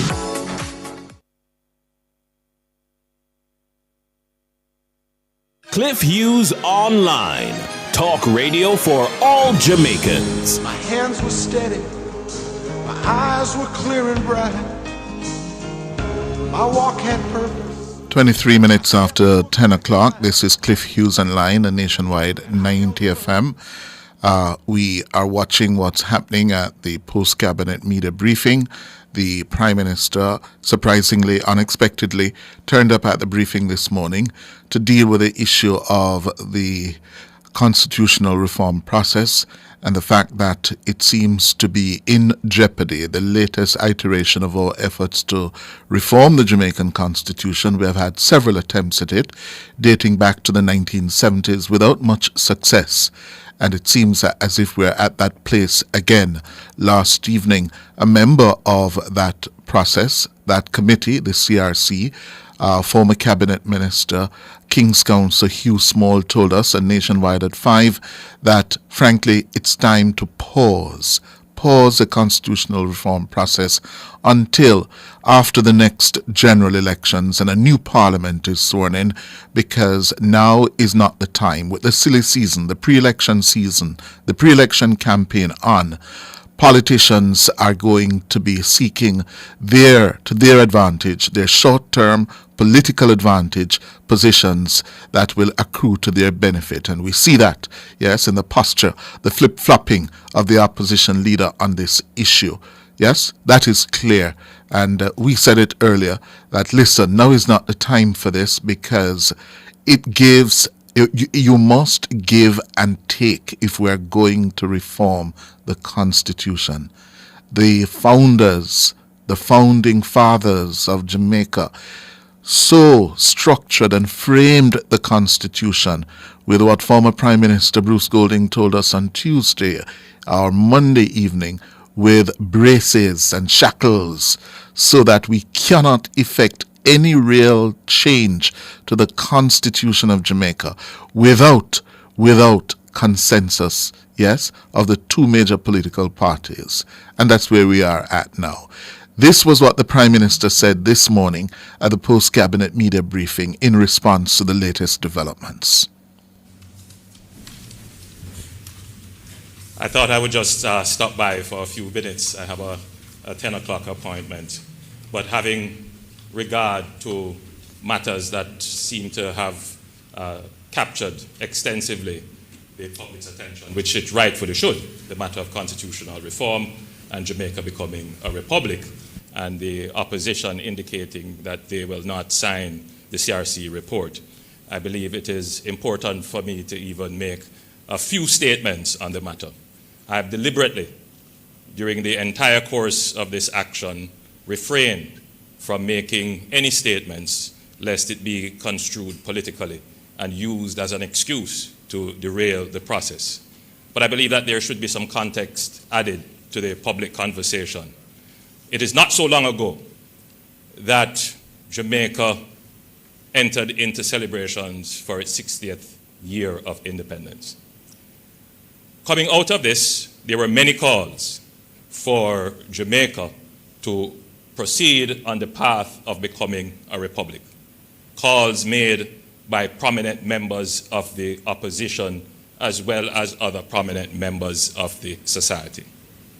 As Prime Minister, at the time of Jamaica's celebration of its 60th year, it found favor with my own thinking that this should be the case. We contemplated the work that was already undertaken some 25 or 26 years ago, very detailed, extensive work, but by the passage of time, dated. There might be a different point of view, a different perspective with the current generations. And therefore, we thought it best to put in place a review committee. We named the committee. You will recall as well that the leader of the opposition took a different view. His view was that the work of the committee was sufficient. We could have proceeded on it without, that is the parliamentary committee that worked before, without putting in place a new committee to review. That was the view. We considered his perspective and thought that so much has changed since the work that was done by the parliamentary committee over 25 years ago, that it really should be refreshed. New perspectives ought to be brought in, and therefore we put together the review committee. You will also recall that he declined to name the members to the review commission. Declined and delayed for several months. We ended up having a meeting under the auspices of the Vale Royal talks. I thought those were good meetings, and we came to an understanding that the process would be a phased process, that we would move on the matters on which we agreed, which would be the Jamaica becoming a republic, and the other matters that were a little bit more complex, on which consensus ought to be fully realized, that those would come in the second phase of the process.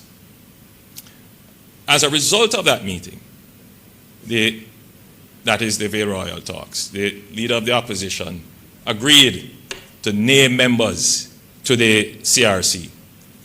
And as a result of that, we moved forward with the review. So we had I would say, reasonable expectation that we are proceeding in good faith.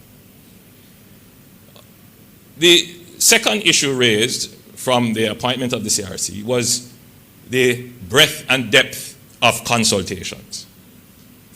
And you would recall that there were some issues about the membership, and we reviewed that, and we extended the process of consultation to include island-wide consultation and specific interest group consultation. So my own view on it is that the CRC, the Constitutional Reform Committee, Review Committee, they have done quite an extensive job in conducting the review and taking into account the opinions and views that are widespread in the country.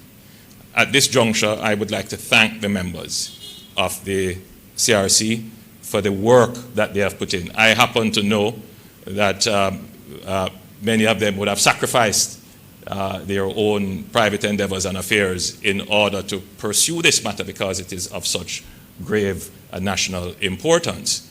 And therefore, I would like to thank them all for their time and effort that they have spent. So, my initial assessment of the response of the opposition is that I am disappointed, but I am not surprised. I'm not surprised that they would have tried to find every way out of seeing this process through to its rightful conclusion. I would like to say to the Jamaican people that the efforts that the government has made is not in vain, that we will continue to pursue consensus, because the truth is that you cannot disturb the constitutional and governance architecture of the country without consensus.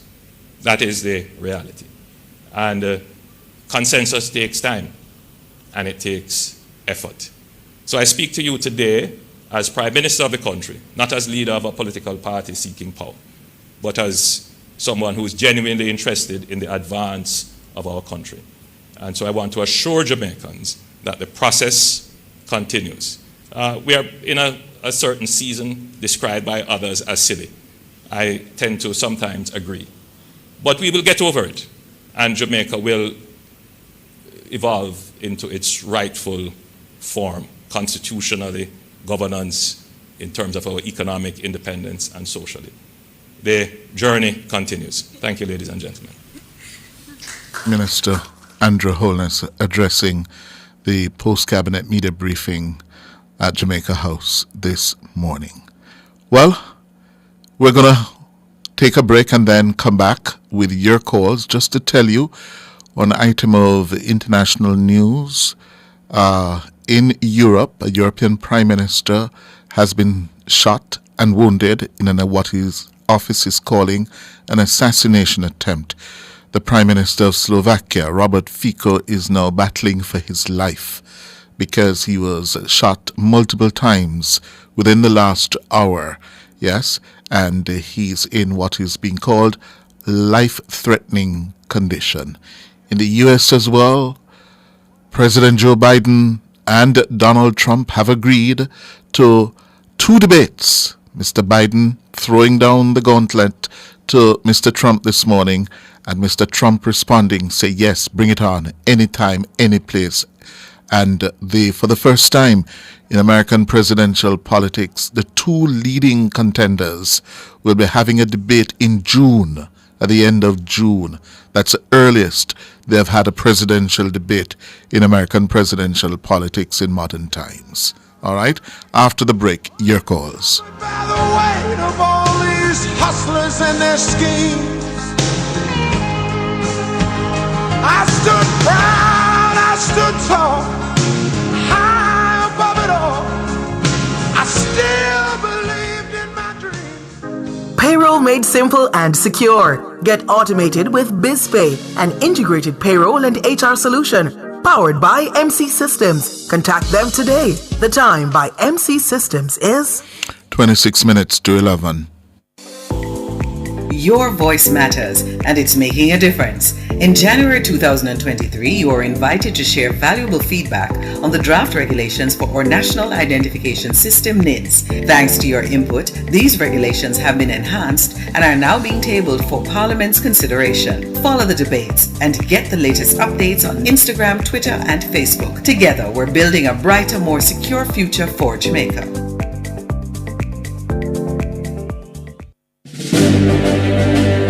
Nationwide 90 FM is at it again. Malaine Walker is pulling away another Jamaican win.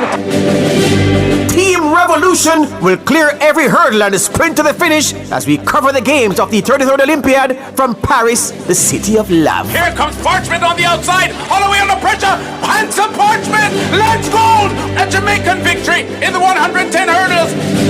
Nationwide's coverage is powered by our gold sponsor, Ray and Nephew White Overproof Rum. If you save, pay, borrow, invest, or insure with NCB, now it's time to own a part of the NCB Financial Group Limited in its additional public offer. For as little as $6,500 in the general pool, you can own shares in the business built on strong performance and making life better for all Jamaicans. Invest in our future. Invest in your future. Offer opens May 6 and closes May 27. Apply for shares at goipo.jncb.com. Conditions apply. Our phone numbers are 630-9371, 630-9372, 630-9373, 630-9374, and 618-8255. My hands were steady. 24 minutes going up to 11. Before we get to our callers, the school community of Titchfield in West Portland, that school community is in mourning this morning. They lost 2 of their students who were killed in a motor vehicle crash on the Buff Bay Main Road in the parish yesterday afternoon, shortly after 4. Several others were injured in the crash. The students were traveling in a blue Toyota picnic taxi when it crashed into a parked truck. Yes, it crashed into a parked truck. And the head of the Public Safety and Traffic Enforcement Branch of the police, Assistant Commissioner Gary McKenzie, told us what they know about the incident. I've just heard of the terrible news of the fatal accident claiming the lives of 2 students in Portland. The accident. That is the Member of Parliament for West Portland. I want the clip from the head of the Public Safety Branch, ACP Gary McKenzie. Yes, this is what he told us. About 4 p.m., picnic motor car was traveling along the Blueberry Hill Main Road, heading in a westerly direction. It came to the brow half a hill, negotiated it, and whilst traveling, there was a truck that was parked. The truck was in a state of disrepair and was being worked on. My understanding is that it was parked to the left of the road. However, there was a small section of it that was on the roadway. As a result, whilst the car was about to pass, the driver crashed into the right rear section of the truck. Students were injured as well as the driver, and they were taken to the hospital. 2 of the students died. Beg your pardon, that's Assistant Commissioner of Police Gary McKenzie. And, I got a message this morning just before coming on air. Good morning, Sir Cliff. I must use this space to say thanks to the hard-working doctors, nurses, and porters at the Anata Bay Hospital, to include lead surgeon and SMO Dr. Strawn, as well as Dr. White, Dr. Brown, Dr. Comey, and all the other members of the team at Anata Bay who worked feverishly to save the lives of the 2 girls and the other 2 boys from Titchfield High School yesterday. I must also give high praise to members of the 2 JCF units and the JPSCO van that transported these students from the accident scene to the hospital. Cliff, I'm not related to any of these kids, but when I looked at these kids yesterday and the crushed up state they were in, tears literally came to my eyes because I'm a father of 2 girls. This taxi driver literally took the lives of these very brilliant students and severely damaged the others, all because of his reckless driving. Funny enough, that man came out of the accident with minor injuries. And this part to me, Mr. Cliff, is heart-rending.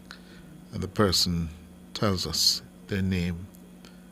But from what we're learning, speeding, recklessness, so prevalent on the roads, yes, has taken the lives of 2 brilliant students, we're being told, of Titchfield. Their crime, trying to get home from school in a taxi. And how many times have we seen this? Because those who are entrusted with the duty of driving public passenger vehicles decide to be careless and reckless on the roads. And a school community, Titchfield, yes, out in Portland this morning, they are mourning because this should not have happened, did not need to happen. Yeah. The Member of Parliament for West Portland, Darrell Vaz, has sent his condolences to the families of the 2 students. I've just heard of the terrible news of the fatal accident claiming the lives of 2 students in Portland. The accident took place in my constituency, so I want to give my condolences both as Member of Parliament for West Portland and of course as Transportation Ministry. Oh boy, two boys, yeah, and you saw them there in the video, yeah. It's 18 minutes going up to 11, yeah. Mr. Vaz, who is also the Transport Minister, says the authorities will again meet to discuss how to tackle the issue of reckless driving and irresponsible road use.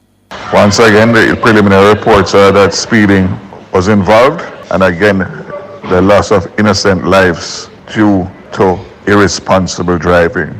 This is happening far too often, far too frequent, and instead of getting better, it's getting worse. We have a National Road Safety Council meeting this week, and after that meeting, I'm sure that some announcements will be made in terms of what we can do to stem the loss of life on our roads. Darrell Vaz, the Member of Parliament for West Portland, and of course, it's difficult, and we send our condolences as well to the families of these 2 boys, yeah, who lost their lives, and to the staff at the Anata Bay Hospital, yes, they are being praised because they did their best to try to save their lives. Unfortunately, we lost them. Yeah. Time for the break. After the break, your calls. My hands were steady, my eyes were clear and bright. My walk had purpose, my steps were quick and light. And I held firm to what I felt was right, like a rock.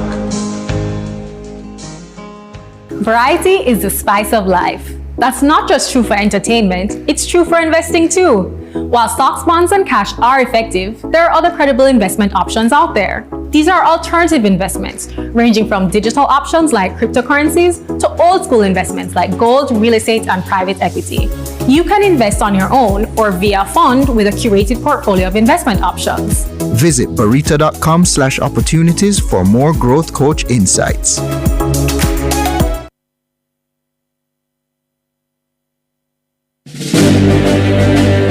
Nationwide 90 FM is at it again. Malane Walker is pulling away another Jamaican win. Team Revolution will clear every hurdle and sprint to the finish as we cover the games of the 33rd Olympiad from Paris, the city of love. Here comes Parchment on the outside. Holloway under pressure. Handsome Parchment. Let's gold. A Jamaican victory in the 110 hurdles. Nationwide's coverage is powered by our gold sponsor, Ray and Nephew White Overproof Rum. It's one Jamaica, so make we clean up the place. The time brought to you by the National Solid Waste Management Authority is 10:45. Listen to Nationwide 90 FM on 90.1, 90.3, 90.7, 90.9. or visit our flow channel on a 916. To our valued listeners, for questions, comments, or concerns about our programs, email us at programs@nationwidenewsnetwork.com.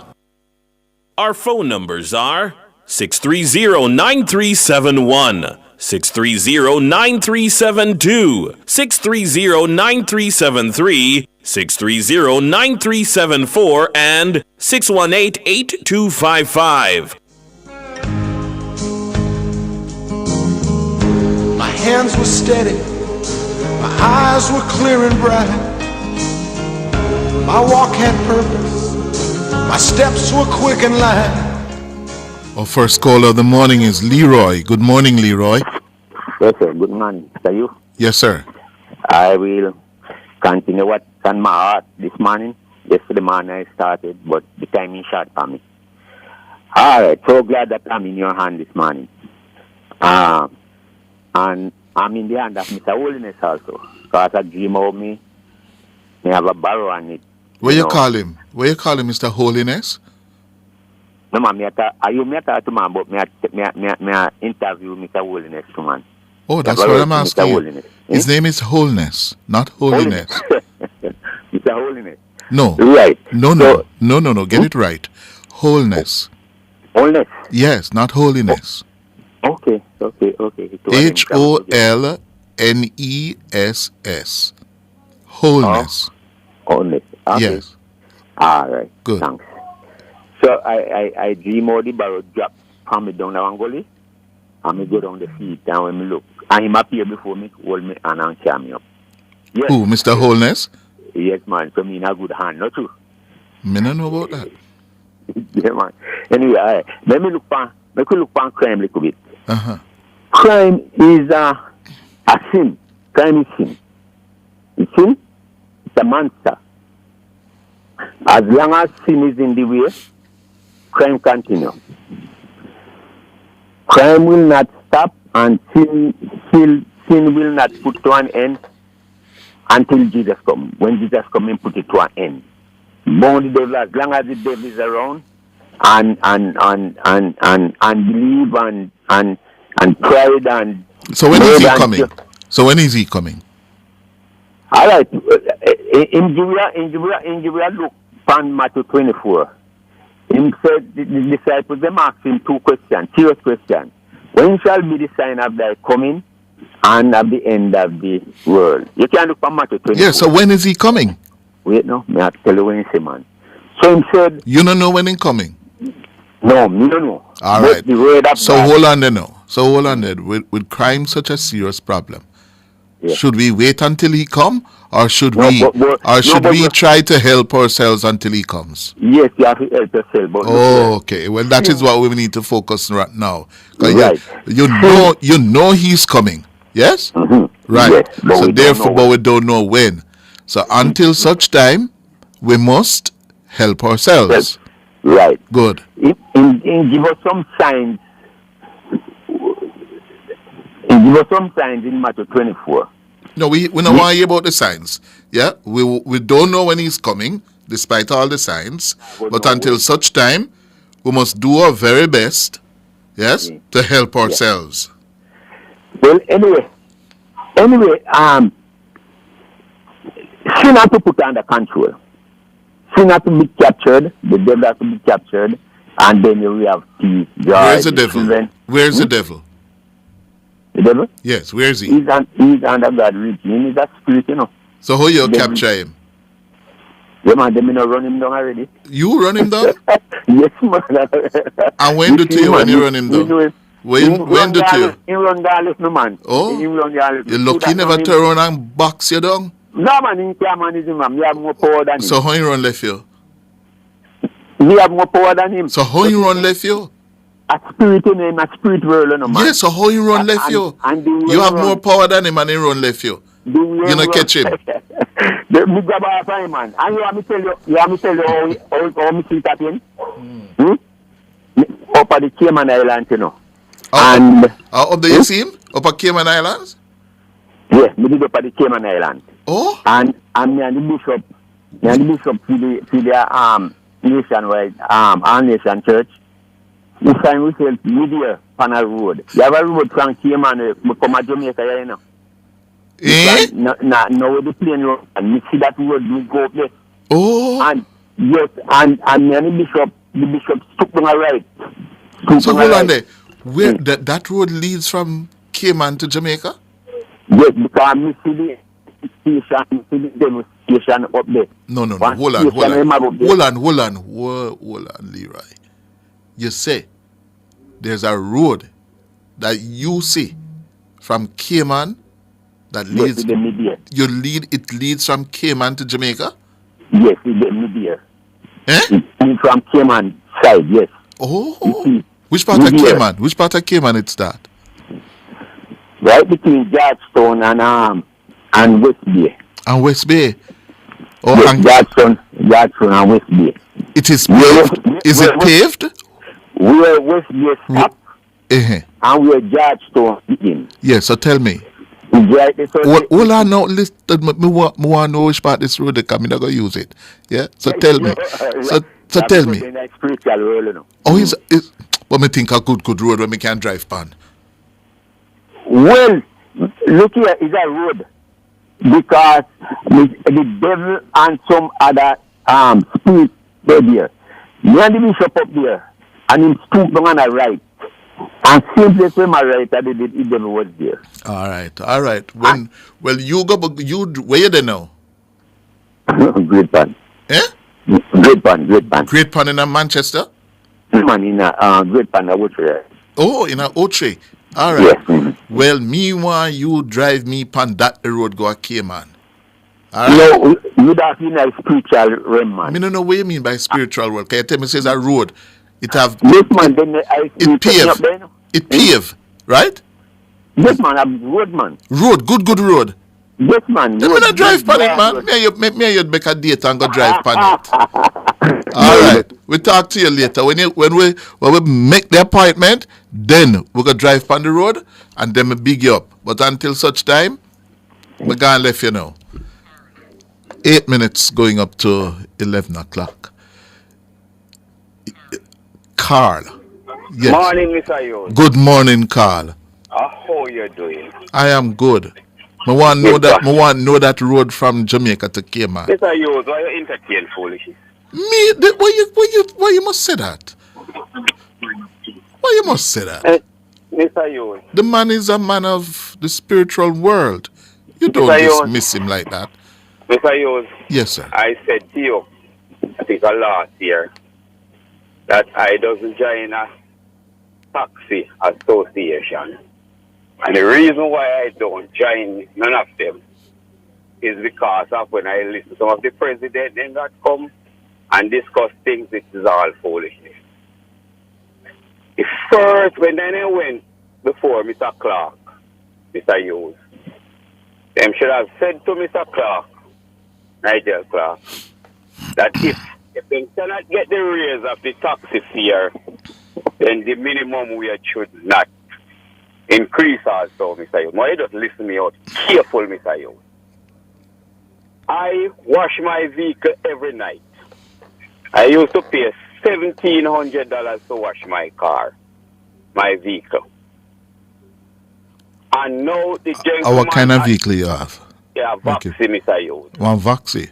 Right. Oh, $1,700? The gentleman is now telling me that the 1st of June is $2,200 to wash it. $500 with the putting on it. Mm-hmm. No, Mr. Hughes. If you go to a restaurant now, the people them are increasing them food which you see them taxi man eat also. because they're not going to absorb the increase that the government put on as the minimum wage, the $2,000. But Anna, that's why them increase the price of the food. But Mr. Hughes, everybody The chicken, the ox, no, but also prices are going up. Okay, all right, Mr. Hughes. The daycare center also is now issuing out letters also that is $1,500 would have to put on to keep your child till you come home from work, till you and your partner come home from work. So, Mr. Hughes, some of us as taxi owners have kids who have to stay at the daycare center also. So, if you're going to increase the minimum wage, but we don't forget nothing. And this is Cleveland I'm talking to. It's Cleveland I'm talking to. Mr. Hughes, all of us is in business now, Mr. Hughes. It's business we are into. Oh, my God. You talk to your labor right friend, My Cleveland. labor right friend, Cleveland. So you want increase as a, where you on Voxy? Me own on a Voxy, Mr. Hughes. Okay. Because I could afford so you're a route taxi operator or you're a hackney carriage operator? Yeah, hackney carriage, Mr. Hughes. You're a big shot. You're a big shot for going to your Voxy. Yeah? If me come from my yard, for come to my workplace, where you charge me? You charge, because you don't get regulated by government fears. No. Or you regulated? You just Mr. charge me something. No, answer my question. Answer my question as a hackney carriage operator. You set your rate. Mr. Hughes, yesterday me get one. No. Answer my question. No. You not get away with that. You not get away with that. As a hackney carriage operator, you set your rates, don't you? Yes, Mr. Hughes. Okay, good. So you can put up or put down. Ask Miss Banton about me. Leave Miss Banton out of this. This is me and you talk now. No bother with it. So Cleveland says, yes, quite rightly, route taxis must charge what the government says you are to charge. Yes. And you are opposed to that because you want to set your own rates. And not set your own rate, Mr. Hughes. Charge your own rates. No, Mr. Hughes. What you want? Hold on, Mr. Hughes. What happened, Mr. Hughes?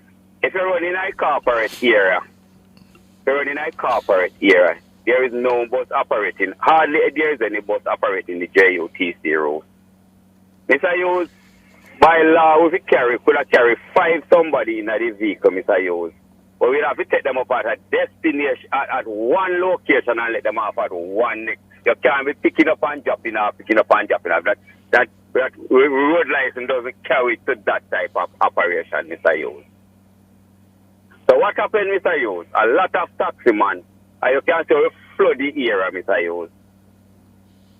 What do you do? If we charge $321 to each passenger, Mr. Hughes, people couldn't afford that.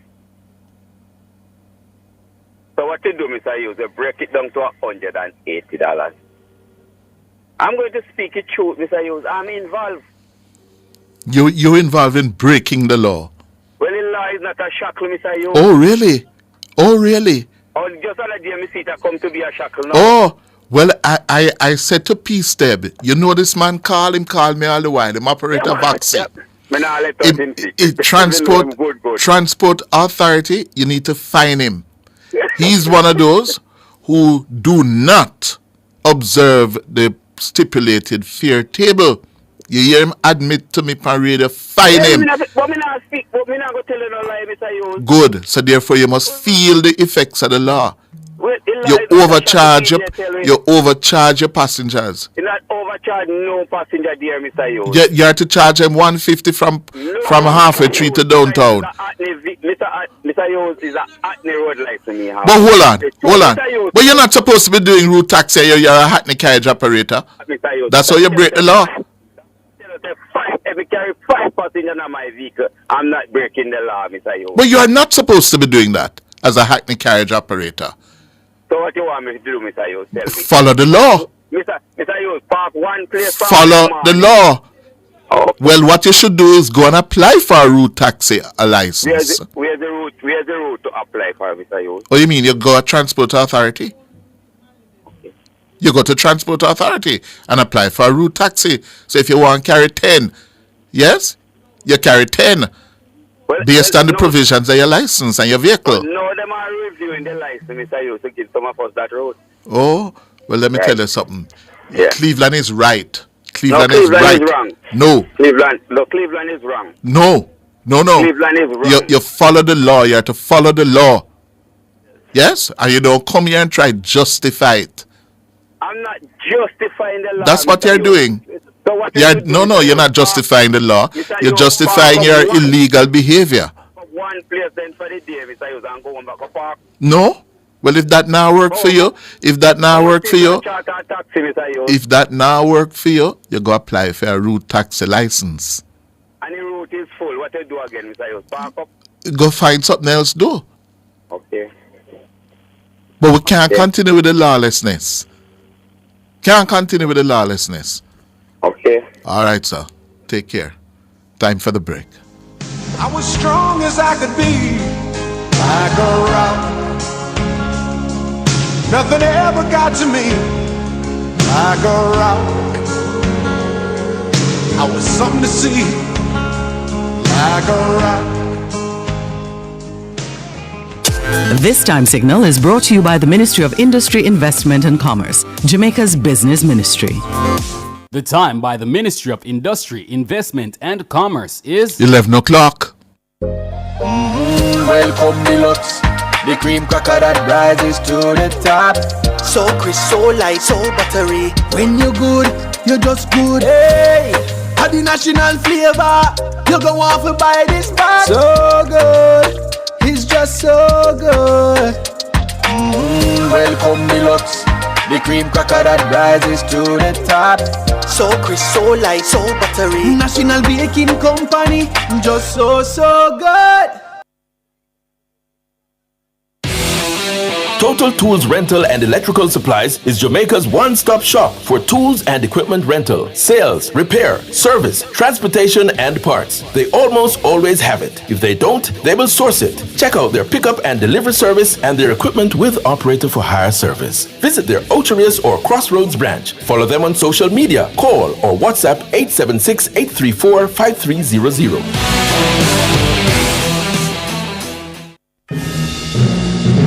Nationwide 90 FM is at it again. Team Revolution will clear every hurdle and sprint to the finish line as we cover the games of the 33rd Olympiad from Paris, the city of love. Fraser Price gets the start, and look at this, Ahuri going well, and here they're coming to close it down. Jetta's coming through, but Fraser Price on the near side, the Olympic champion defends! She defends the title! Wonderful run by Sally. Nationwide's coverage is powered by our diamond sponsor, Pizza Hut. Now, that's delivering from all locations, island-wide.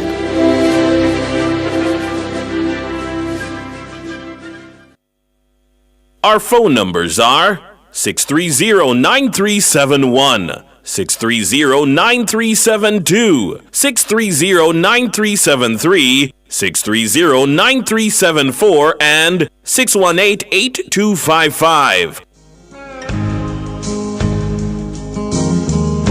My hands were steady.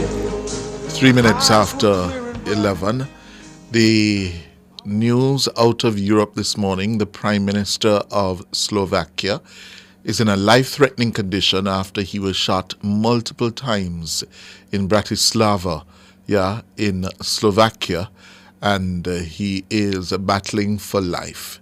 He was meeting supporters. Robert Fico is his name, and he was shot multiple times, yes, and it's really dominating now the news in that part of the world, yes.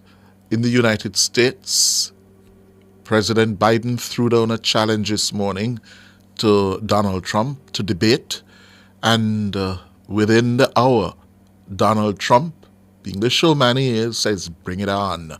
Yes, any place, anytime, anywhere, yeah.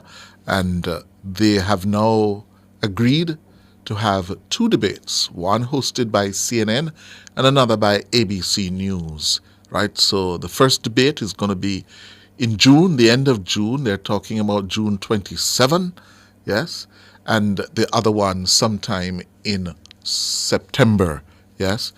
If that June debate takes place, it will be the first time they are going to have a presidential debate that early in June. Trump says, let's get ready to rumble, says Donald Trump. Yes, he wants it to go on for about 2 hours because according to his people, yeah, he feels that he can stand up under the lights, under the pressure for 2 hours, but the older man, Joe Biden, cannot. Yes, so it's on. All right. Juliet, good morning. Good morning, Cliff. Good morning. How are you? I'm good. I'm all right. Cliff, I'm having a problem with the Port Maria Parish Council. You mean the St. Mary Parish Yes, Council? yes, but it's in Port Maria. Yes. January 2023, I flew down to bury my dad. I had to pay for the spot, and then I paid $3,500 deposit. The young lady told me that once the burial is complete and we clean the area, we will get back the $3,500.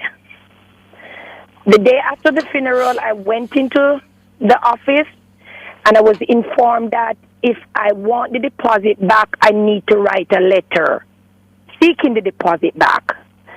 I went up to the upstairs office, got a piece of paper, and I write a letter right there and turn it in. Yes. And from that day until today, you can't see a I dime. still cannot get back my $3,500. They'll scam you. And I keep on coming. I'm in Jamaica currently. I went to the office on Monday, drop off my bank statement, TRN number and everything, and I was told that the money would be in my account by Tuesday morning. And today is Wednesday. Hold on.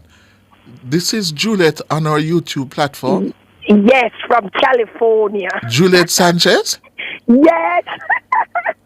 First of all, I'm in Jamaica. Oh, first of all, you lost your dad. Yes, I lost my dad December 2022. Oh. And Cliff? So hold on there. This money you're talking about has been outstanding since December 2022? Yeah, January. January I paid the deposit 2023? in January, yes. We're now in May I know. 2024. Cliff, I want interest back for my money. But Julia, this everybody did. No, listen, Cliff, my brother passed in 2018, and until now we cannot get back that deposit. And it's not even about the money, it's the principle. Yes. And if so many people dying and they are not refunding their deposit, you know how much money they must make? They must scam people. They must scam. We need to call Mocha. Yes. Yes. So step back now. So when you went to make the arrangements for the funeral service for your father, they said you had to pay how much? I paid for the spot. Yes. And they said I need to pay $3,500 for the deposit. And once we're finished, somebody would go and inspect and make sure that the area is clean up. And I went we cleaned it up. So the Monday morning, I went there and I was informed I need to write a letter. So the funeral was on which day of the week? The funeral was the 29th of January, 2023. On what day of the week? It's a Sunday. On a Sunday. So you had the place cleaned up the same Sunday or the following day, Monday? Sunday. We cleaned up before we left. And by cleaning up, what did you do? Mean that we do not leave any garbage around. And all the stuff for the concrete, we take up all the boards. We make sure there's no water bottle, nothing. We level back out the dirt. Okay. So yes. And you went back Yes. I went back the Monday morning. Yes. Uh-huh. And she said, I need to write a letter for my deposit. I said, why? Yeah. And she said, that's a procedure. Mm-hmm. And I went upstairs, got a piece of paper, and just write it. Juliet Sanchez, is requesting a refund. And I dropped it off. Mm-hmm. And every time I'm here, I came back in July 2023, no deposit. I came down in December 23 on the Jamra cruise. I got off in Ocho Rios, went to Port Maria. They took my bank account information, TRN number, everything. No deposit. I came back February for the election, went there, no deposit. And now I'm here. I went in. They said they need my bank account information again and my TRN number, and I gave it to them. I said, when is my funds will be ready? She said there's a direct deposit and it will be in my funds by Tuesday morning. And today is Wednesday. Yes. And Cliff, me need back my $3,500. The St. Mary Municipal Corporation. Who is the new mayor there? Who is the new leader there? It's the new mayor. It's Pampy guy from Boscobel. What's his name now? His name slips me for the moment. Cliff, I don't remember his name because I show me say. So. Shower you say? Yes, the Cliff shower all the way. Shower 24 hours a day. Oh, I see. Yes, Cliff. That's pride. They not pay you back. No, Cliff, me not going to drop it. Because right now I'm currently sitting at the cemetery in Port Maria, spending some time with my mummy. And when I go back to the town, I'm going to stop over there again. And I told them, I said, I'm going to call Cliff Bar. Oh, no. Because it's not even about, it's only 3-5. But imagine how many people 3-5 they don't give back. Yes. No. In all seriousness this ought not to happen. It shouldn't be. It shouldn't be. Yes. The St. Mary Municipal Corporation. What are you into? Scamming people of their $3,500 by telling them that they will get back the $3,500 if they clean up the burial site? They have done so in the case of Miss Sanchez, and you're not paying them back their money. How many other persons have had a similar experience? Yeah, this is not good. From 2018, we still haven't got that back. And I said to the young lady, so it's a regular thing. Yes, I said anybody that is responsible to inspect the cemetery should at least visit the cemetery twice a week, verify that the spot that the funeral took place prior days or previous days is clean, and once they get back to office, automatically issue a refund and contact each individual and said, your check is ready for pickup. That's the process. No, St. Mary Parish Council, Municipal Corporation. We're going to try and get them on the line, Yes? Yes, Cliff. That's not good.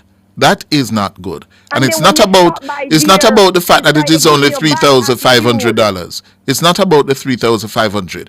It is the principle. That's not the way to conduct business. Yes. Oh. And then from the 2018, they are telling me that it's too late to get that money back. Oh? Yes. No. I send email when I'm in California. They're telling me that it's the wrong email address I have. I said, but that's what's on your website. Shame. What a shame, St. Mary. What a shame. The mayor, who is the new mayor of St. Mary Parish? I can't recall the gentleman's name. Yeah? It's a man from, I can't. He's from Boscobel. Yes, Boscobel. Boy. Yes, and I'm going to stop by there when I'm passing through the mayor, town. I tell you, my listeners are the best. Mayor Fitzroy Wilson. Yes, Fitzroy. Mayor Fitzroy Wilson. This is not good. Yeah? No. Mayor Wilson, we're calling you out. Mayor Fitzroy Wilson, the chairman of the St. Mary Municipal Corporation. He took over the job only in February. So this happened before his time. But the buck stops with him now. He has to fix it. Is it a practice of the St. Mary Parish Council? Yes? to scam people of their $3,500 by telling them that they are to clean up the burial area and come back and they will get their money refunded, only for them to do so and not pay their money? Is that the practice? And this you say happened this would have been under former Mayor Richard Creary? Yes, sir. Yeah? Former Mayor Creary, are you aware of this? This is what is happening, sir? The St. Mary Parish Council is in the business of scamming? Yes, and I've talked to so many people, and they're like, we didn't get back our deposit either, and it's unfair. No. And I make sure I clean it up, because Cliff, I also buy the spot beside my dad. Mm-hmm. And I clean it up, and I actually I need to go back up there and fence it around. Yes. And then I need it. I'm not going to give up on it. I'm going back up soon, but I'm coming back in 2 months' time, and I'm going right back over there because I need my $3,500. Well, hold on for me, Juliet. I want you to give me your name and your contact details, because I'm sure Mayor Fitzroy Wilson will deal with this. The mayor and the secretary manager of the municipal corporation, they have to fix this. You can't scam people so brazenly. Yeah? No. So, Juliet?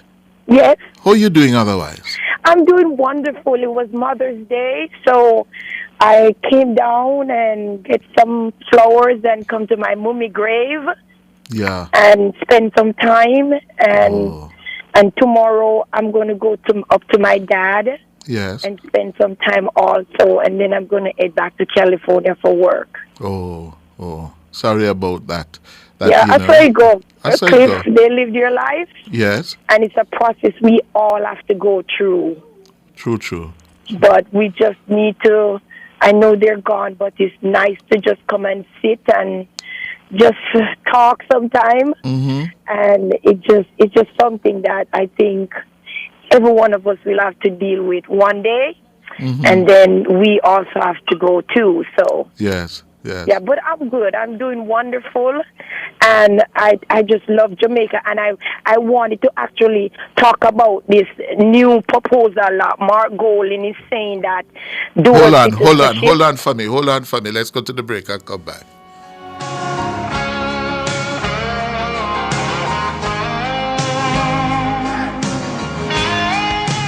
Clearing personal non-commercial shipments at the port? Avoid the wait. Request a contactless clearance through your agent today. It's more efficient. It's secure. The time by the Jamaica Customs Agency is 17 minutes after 11. Invest in Jamaica and make your money grow. Invest in Mayberry Jamaican Equities Bond, a safe and purposeful way to invest. How? We carefully invest your funds in top local companies, empowering you to profit from multiple businesses, not just one. With a minimum investment of just $20,000 and an interest rate of up to 10.5% per annum, it's more than just growth. It's profit with purpose. Discover more at www.profitwithpurposeja.com or contact your investment advisor for full details. Profit with purpose. Invest with Mayberry. This outstanding 6'4" athlete credits Jamaica with her first Olympic victory ever. Jamaica is filled with Olympians. World record holder McKinley dashes into the lead. We must never forget the forerunners of Jamaican Olympic greatness. Coming into the home stretch, it's Wint who challenges the leader. Win or lose, athletes never forget their Olympic experience. Merely not here, devastated. Another world-class feat. And Hemmings is going to do it. Hemmings wins it. She's the champion.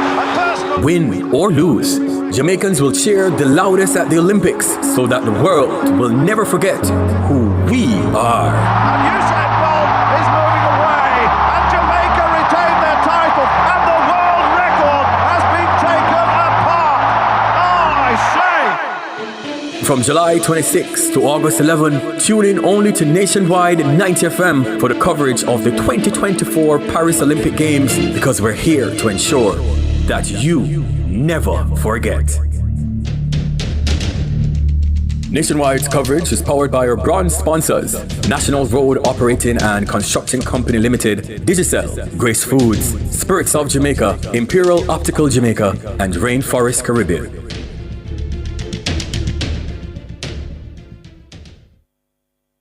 Our phone numbers are 630-9371, 630-9372, 630-9373, 630-9374, and 618-8255.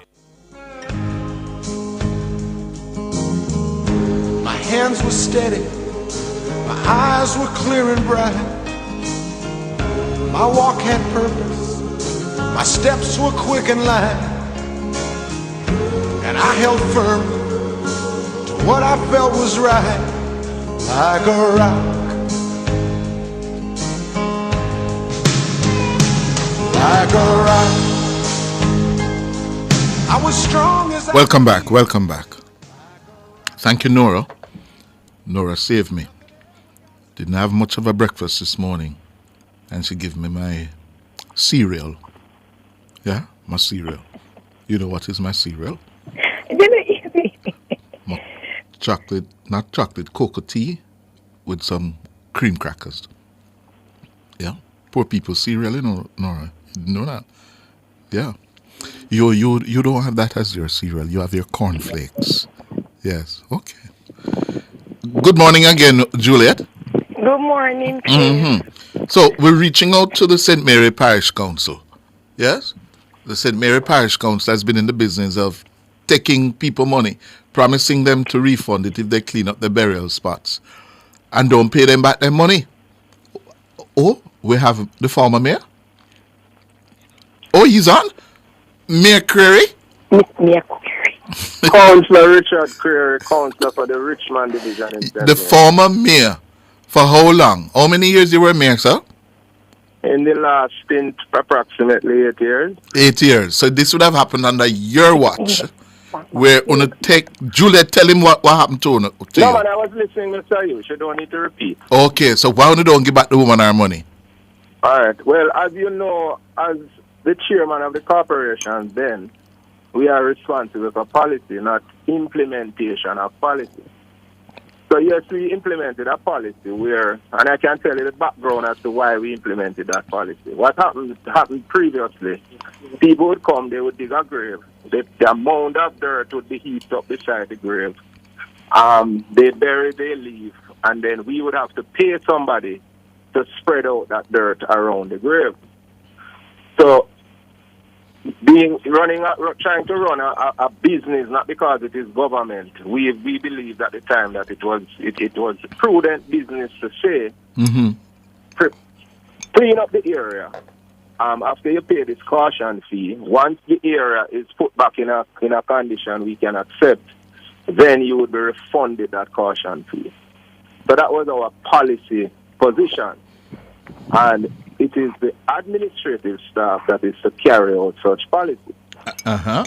It's not the first time I've heard of situations like this. I have had to intervene in situations in the past, and I am surprised to know that this person has been so frustrated. It's a pity that she had not contacted me long ago. My number is easily available. So it's a pity she had not contacted me. No, she's not supposed to contact you. She's supposed No, Mayor Curry. She's not supposed to contact you. She's supposed to contact your administrative staff at the St. Mary Municipal Corporation, and she has done that.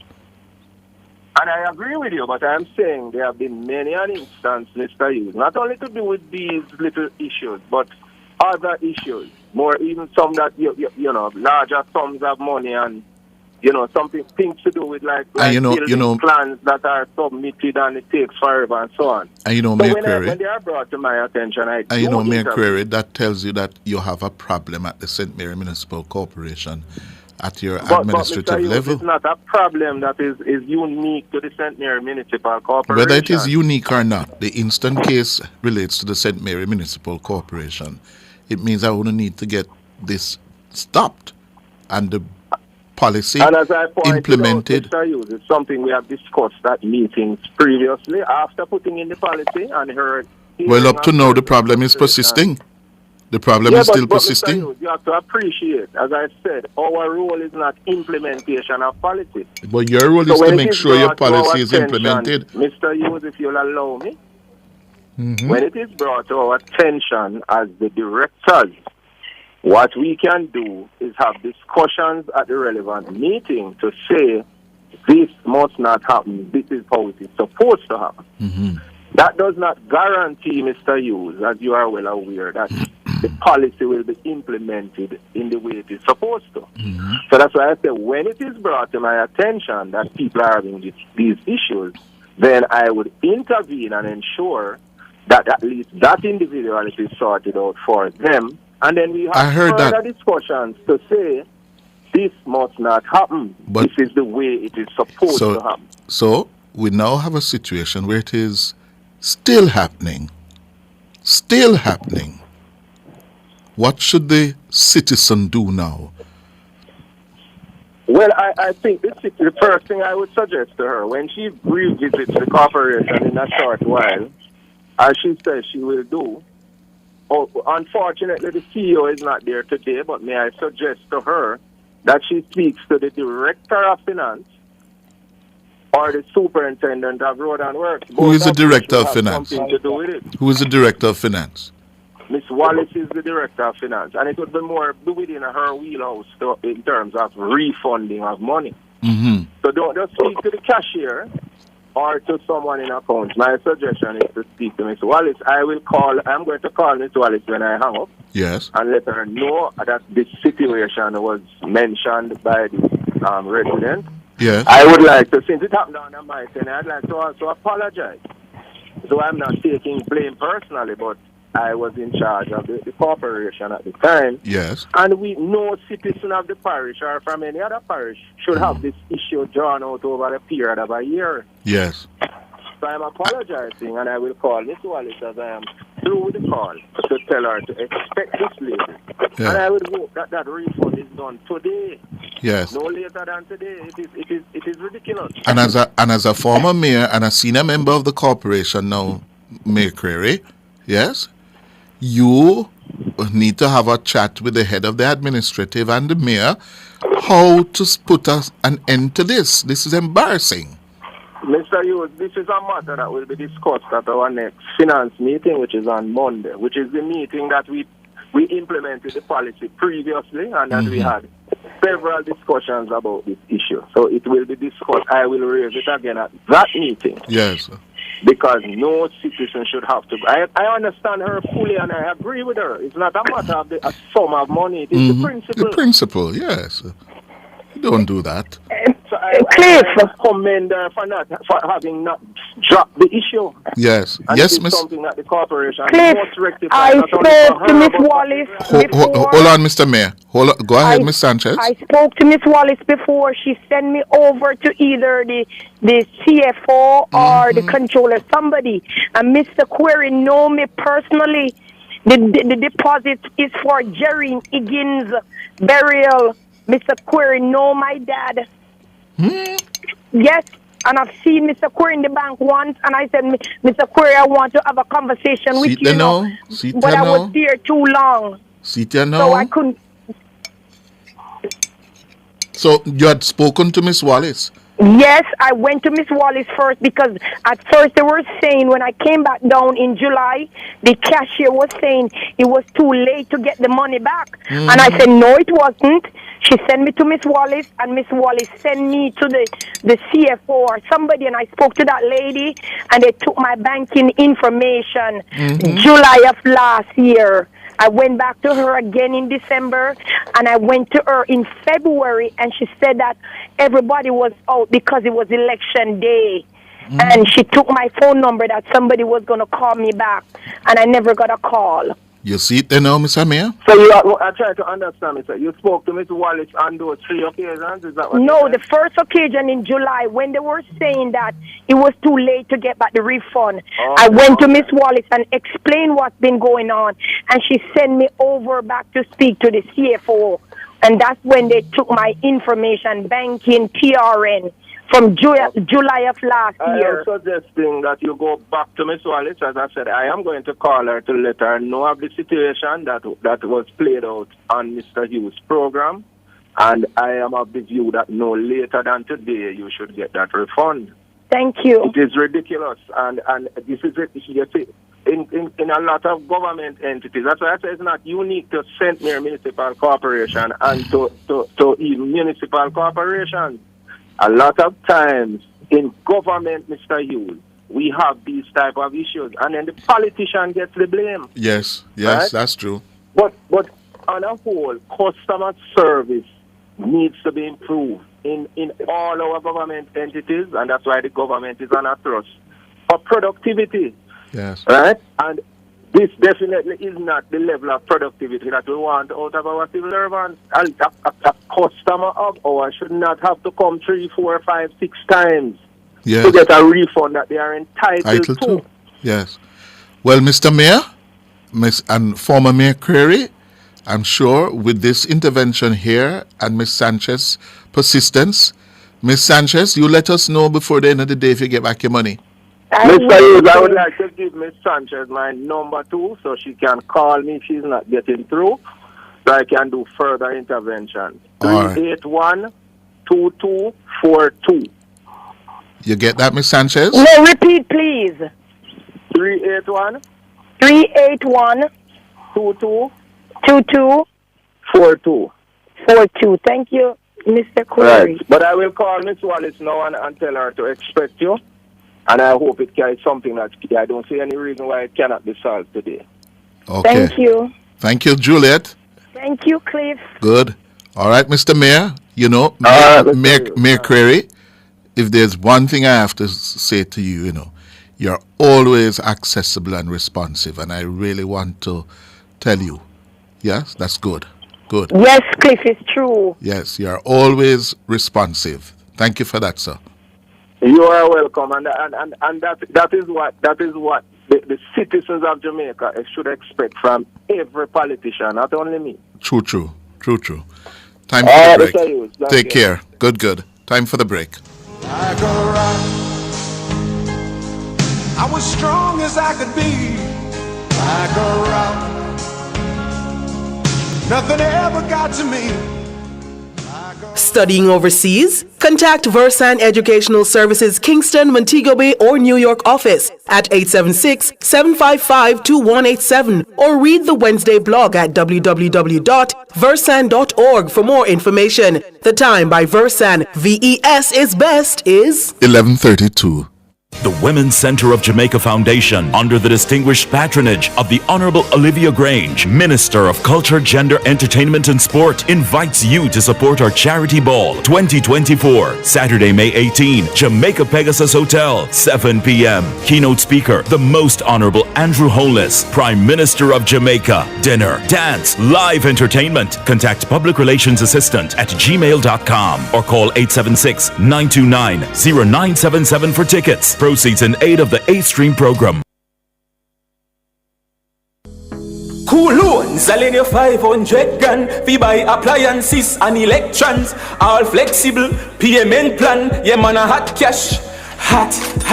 I hope to 500 grand. Yeah man a hot cash. $500,000 that make you rich fast. 100 grand fi buy steel and black. 200 fi furniture, laptop. 200 fi keep birthday bash. Yeah money loan hot.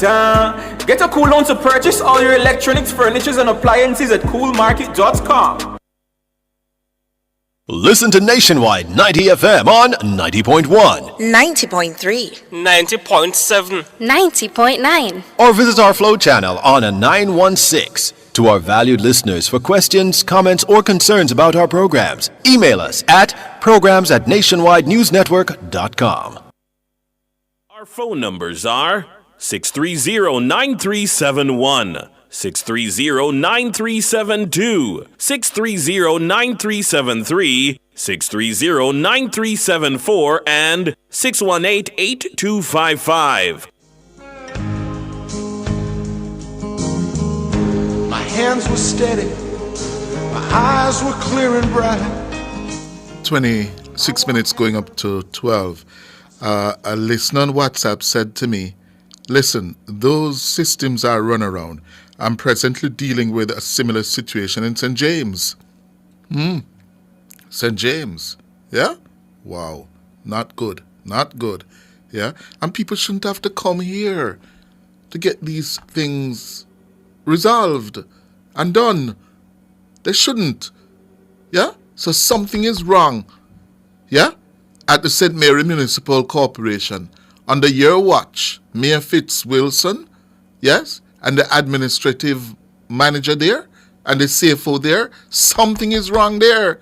How many people, yeah? And I wonder if it is a scam where people are pocketing the money. Yes? People are pocketing the money. Is that the situation? You all need to investigate. 3,500. You have how many funerals per week? 3, 4?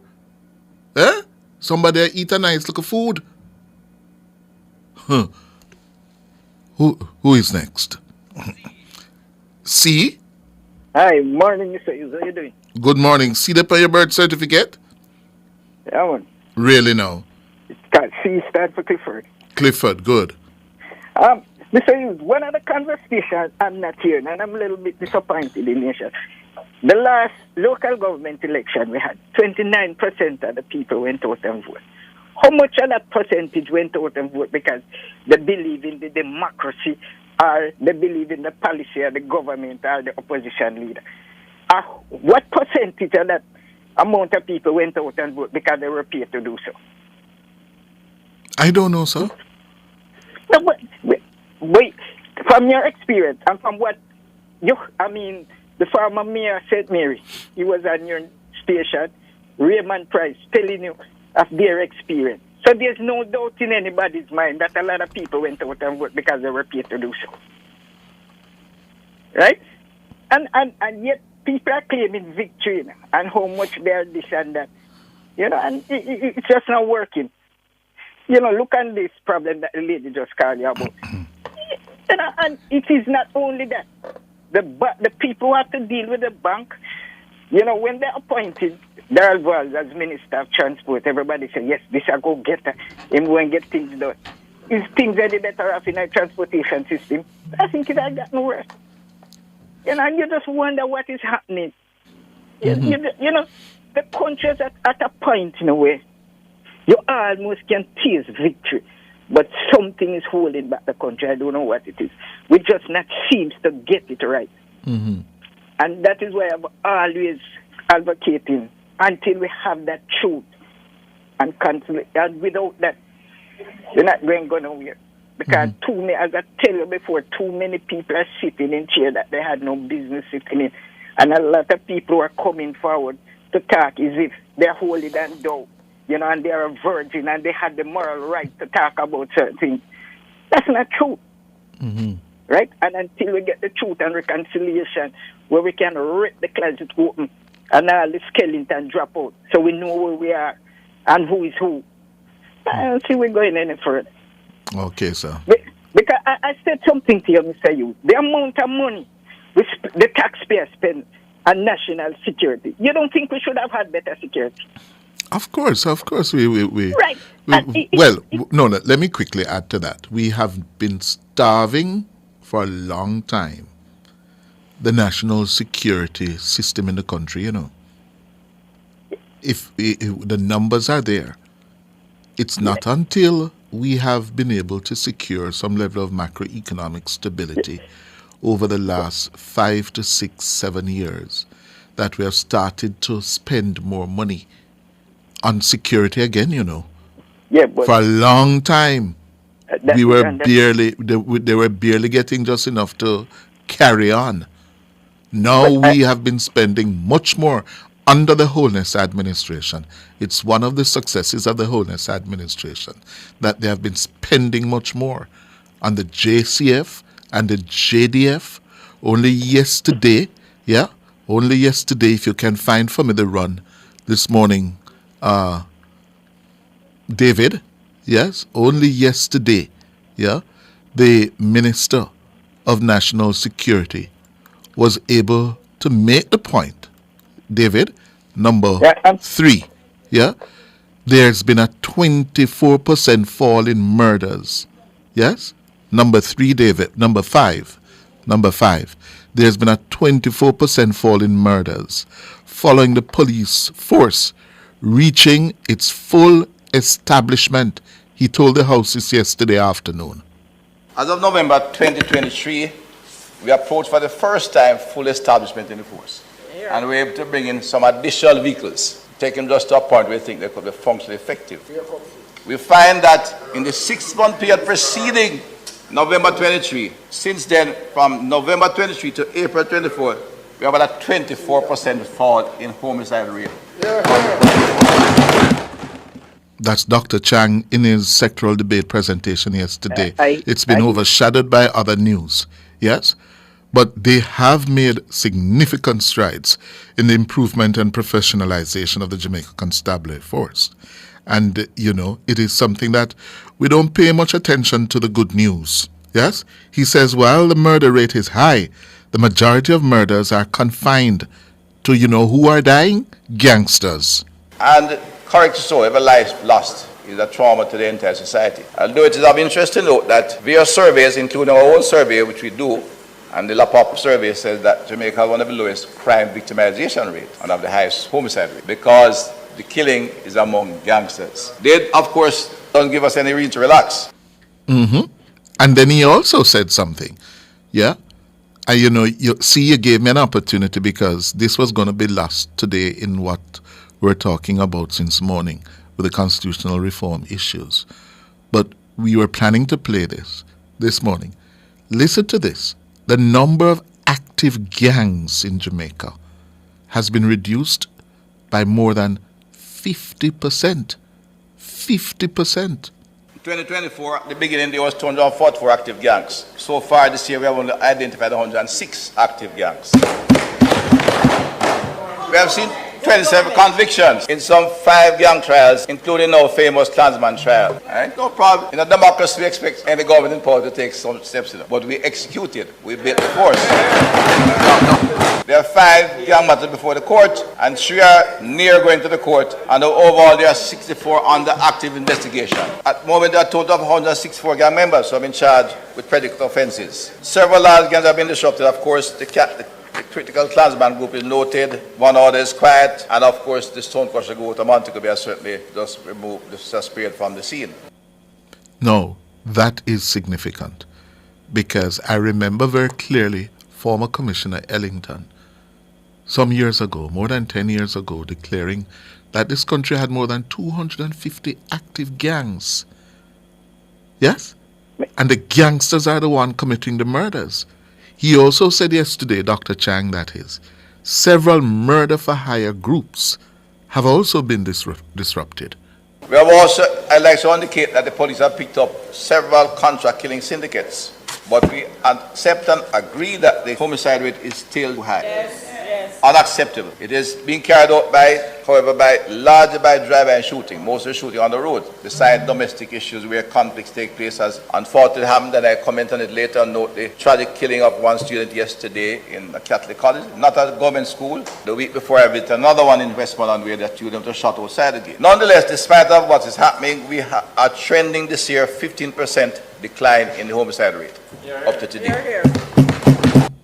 So, you hear that? I'm hearing. Mr. Hughes. Yes, sir. Are you impressed with our young parliamentarians? When you say impressed? No, what? You know, for me, I would have thought that.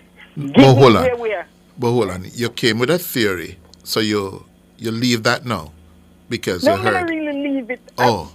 I don't leave it, you know. You play something, so Mr. Time will tell. Okay. Right. Now to your question. How would you measure impressive?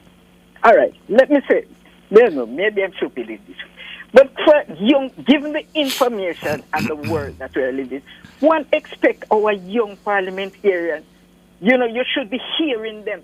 And they should understand that, look, where we are, is the kind of governance that we had before, had put us where we are. So it can't be business as usual.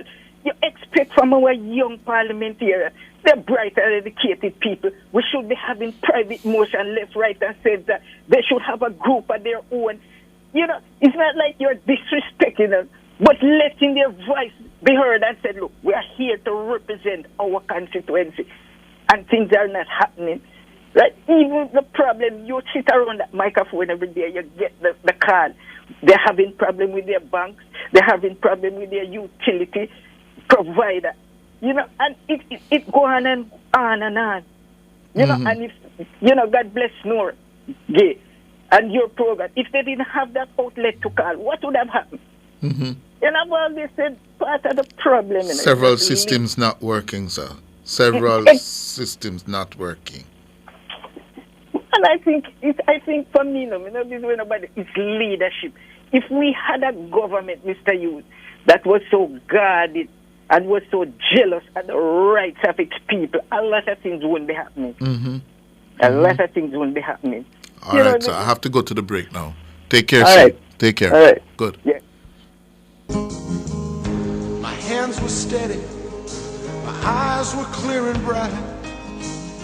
Furnitureland at 112 Constant Spring Road is Jamaica's premier furniture retailer when searching for stylish and elegant pieces for your home. The time by Furnitureland is... Comments time, 11:45.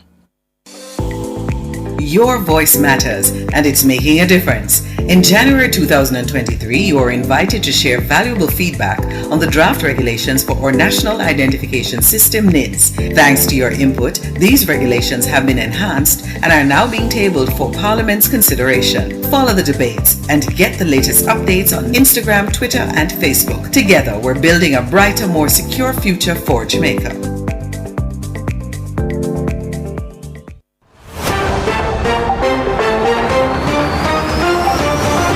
This is Wayne Walker from Nationwide 90 FM, and I'll be reporting live from the 2024 Paris Olympic Games. Nationwide 90 FM understands that this could be the best Olympic Games ever. Never miss a single moment, update, commentary, or analysis from the 2024 Paris Olympic Games when you tune into Nationwide 90 FM. Ronnie James is coming in Hudson Smith, but watch the Jamaican! Here comes Antonio Watson. This could be a photo finish. The Jamaicans got it! Nationwide 90 FM, we promise to give you A+ coverage powered by our silver sponsors, Digicel and Supreme Ventures Limited.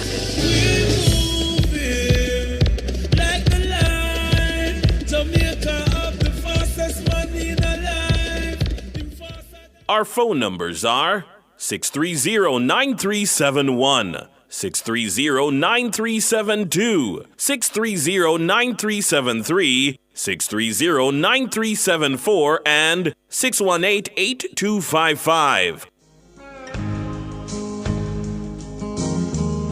My hands were steady, my eyes were clear and bright. My walk had purpose, my steps were quick and light, and I held firm to what I felt was right, like a rock. 13 minutes to 12. Alric, good morning. How you do?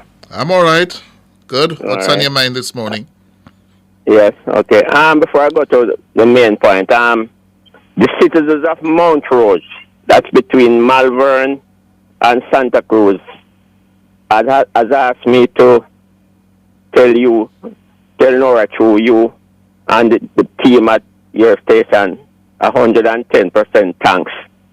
They had a problem for 11 days, and somebody up there called me, and I spoke with Nora yesterday morning about it, and they didn't have any light for 11 days, low voltage, everything was spoiling. And the people from JPS went there last Thursday and told them that they would have been back on Friday to fix it, because they wanted a truck with ladder and they didn't go back. So I called Nora yesterday morning for them again, and by the afternoon they called me to tell me that they got back the lights, and they're telling you and your staff 110% thanks, and they really appreciate it. We appreciate the call and the fact that they acknowledge that we tried. Well, they got through. Yes. Yes. They got back the light yesterday afternoon, Mr. Hughes, and it was only yesterday morning I spoke with Nora. Mm-hmm. Yes. You know, and it was 11 days. Well, big up yourself, Nora. Yes, and our staff. It's not Nora says it's not she alone. David and Michelle and Wells, Yes. help, and they appreciate it. Very well. And Mr. Hughes, have you realized that for the last 3 to 4 weeks our students are dying under different circumstances in this country? Too many. Too many. You know, it's a siege on the students for the last 3 to 4 weeks, Mr. Hughes. You know, it's too many. Yes. Yes. Stabbing in schools. Mm-hmm. Crash on the road. Mm-hmm. Fighting in schools. Females stepping in each other's face. Yeah. It makes you wonder, Mr. Hughes, and I'm extending my condolences to all the parents who have lost children, because I'm a parent, although my kids maybe are no big, but I have grandchildren. Yeah. And as a parent, you wonder now when you say... My blood run cold, Cliff, when I heard about that stabbing of that 20-year-old student. My blood ran cold, man. At Catholic College in Mandeville. At the Catholic College down the bottom. So when it's not the school violence, it's violence of another kind. Those 2 students at Titchfield yesterday afternoon, the careless recklessness of a taxi driver, kill off the 2 boys. Kill and them there was off. some battling for life. Yes. But Mr. Hughes, I heard Mr. Vaz, and I heard, boy, you have been on it all the while, and Dr. Lucian Jones. What? I don't think they can do anything. These taxi drivers just don't hear Mr. Hughes. What can they do? I wish they can't do anything. I saw this morning, I was reading, and they're now saying that, listen, we have thousands of cameras across Jamaica, and having cameras is just the beginning of the use of technology to spot and to clamp down on the illegal traffic, road use. Yes? And they are at the point now, Alric listeners, where they have now developed the back office side, so that when you break the red light, right, or you run the red light, the camera picks you up, you know. It picks up your vehicle, your license plate. But we've been getting away with it because the back office was not up to speed to say, okay, this license plate belongs to Clifton Hughes, right? Therefore, they're going to send you a ticket in the mail. That is a system that has been developed for decades in other countries. Yes, I tell the story one of the first time I went to Britain and went out with my cousins and coming home about 3 o'clock in the morning in Tottenham, and we ran the red light. Yes? And my cousin says, oh God, I'm going to get a ticket. Yes? And so said, so done. And that was in the 1980s. It is now 2024, and we're just getting there in Jamaica. So when you can't miss, yeah, when the camera picks you up, the critical thing now is the back office operation. So you're going to be found because we now know it's you. You get a ticket in the mail, and you damn well have to go pay the ticket now. Yeah? So hold on. This is Jamaica, you know. The guy in Kingston the other day who went on the raid had 61 outstanding tickets. Yes. But no, you see what them doing now? They're naming and shaming them. And I hear Gary McKenzie told us last week, they're not going to start publishing your photographs. So this man is wanted. Put it up in the mall and put it up everywhere. Yes. In the same piece I read this morning, they quoted Mark Shields, who is in the security business. And they had a camera, yes, at the intersection of Waterloo and Hope Road, that major intersection. And you know what the camera showed them? On average, 3,000, was it 3,000? Yes, 3,000 traffic violations happening per month. And none of those people have been ticketed.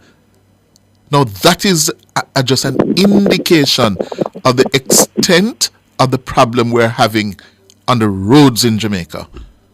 Killing off our people. Now, if those 3,000 violators were ticketed and then get a ticket and say you have to damn well go pay your ticket now, or we're going to issue a warrant for you, then we are going to drive better. We are going to have an improved system, Mr. Hughes. Yes. Nobody wants to go and pay the money yes. and get arrested and you over know, the weekend. The most effective deterrent against crime, is a certainty that you're going to be caught and punished. That is the most effective deterrent against crime. Knowing that you are going to be caught and you're going to be punished. Yeah? So if we can get that system up to speed, where when you run that red light, you say, oh, Lord. Yeah, but just run the red light now. Yeah, you know you're going to get the ticket in the Yes. Yes. All right. My condolences again to those families who have lost their children. And please, the taxi man, them, beg on no man, just stop kill off the children. Drive slow, man. Yes. All right, Cliff, have a good day. Understand? All right. Good. You too. Take care. Cleveland, good morning. Good morning. Yes. Mr. Hughes, when my grandson leaves for school, that's the thing worry me, Because I have to take taxi to get off of the hill. How these guys drive. Yes. And when I hear of the taxi man killed off these children yesterday, I said, I just have to talk to myself. I said, Lord, my God. Yes. Yes. Anyhow, I want to answer my friend call. My problem with the taxi people, it's not that I'm not saying they don't do the money, but remember they and the minister come to an agreement. And what they do, they just overnight start charging people without you even know. You don't hear no announcement or anything. You just go the morning and it says 180. That is my problem with it. I'm not against them getting them raised up serious, but do it in the right and proper way. Yes. Yeah, and will kill my son for $30. Then they'll see that. Yes. It's not right. Call, not obeying the rules. And that needs to happen. You don't just go the next morning and not charge one or feel for charge. Because same thing they do with the 150, Yes. And just stay there with it and just implement it quietly and it just take root. And that's it. And they get away with it. Yes. Yeah. Because they don't have no rules and regulations at all. Yes. Then just do them one thing. Okay? And that's what I'm against. Yes. Boy. Yeah, man. Let's do better, man. And we normalize the bad behavior. Yes. Normalize it. Yes. Yeah. Mr. Hughes, I've Yes, been one other problem. From last year, my church lose its internet. Last year the guys that were going around and pulling up the cable things them and so on, and it lost its thing. I've been reporting it for how much time now? Who's your internet provider? Flow. Oh? I go right down at with them that they had place there and go in there and report it. And all know, I'm still listening for calls for them to come and fix the thing. I don't know what we do. I tell myself, so I go and go down to the house. What is the problem? Why we're not doing right? Why nobody won't come putting back the internet in the church? You see? And we have some computer that the young people them can't get to use the computer. So where's your church, Cleveland? Up here in Sterling Castle. What's the name of your church? Alpine Mennonite Church. Yes. Well, Flo, please, go put on back the church internet now. It's a long time now, man. Huh? I call and say something, do something about it, but I don't think it's fair how they're treating us there. I don't know if it's because of church or what, but they just don't come. Yes. No. How long it's been off? From last year, Ooh. sometime when the guys they were moving around here and cutting out the cable then. Well, tell them again, Cleveland. Where's the church? Begging your floor.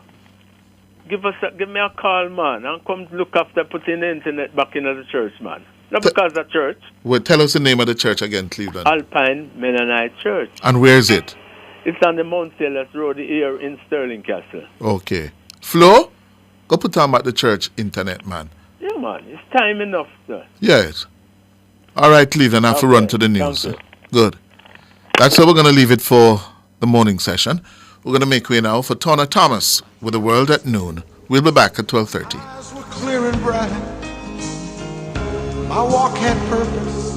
My steps were quick and light.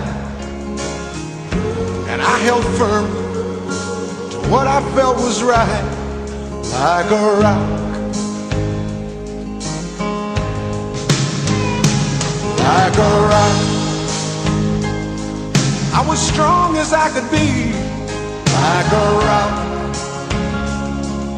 Nothing ever got to me like a rock. I was something to see like a rock.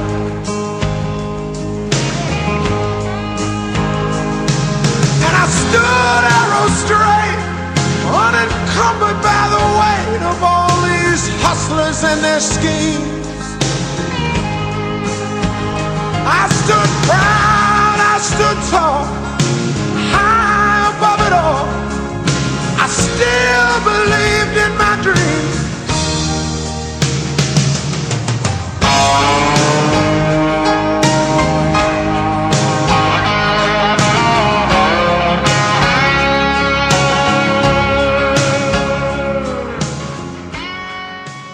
If it's news, it's got to be Nationwide 90 FM.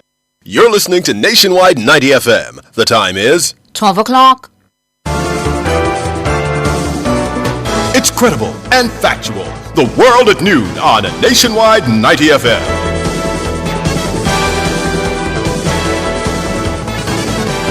A very good afternoon to you. I'm Tawna Thomas. Coming up in the Nationwide World at Noon for this afternoon, Wednesday, May 15, 2024. Disappointed but not surprised. That's the reaction of the Prime Minister, that's Prime Minister Andrew Holness, to the latest move by the opposition PNP on the constitutional reform process. And the Prime Minister is set to tell the nation soon about his position on Jamaica's final appellate court. Former Director of Elections Danville Walker says he doesn't trust the words of Mark Golding regarding his position on dual citizens serving as MPs. Transport Minister Darrell Vaz says another 100 new buses are due to set sail for Jamaica by July this year. In regional news, TNT's opposition leader says retirement is not in our plans right now. In international news, Joe Biden and Donald Trump agree to 2 televised debates. And in sports, JFF appoints Omar McFarlane as Under-17 Reggae Boys ambassador. The details after the break.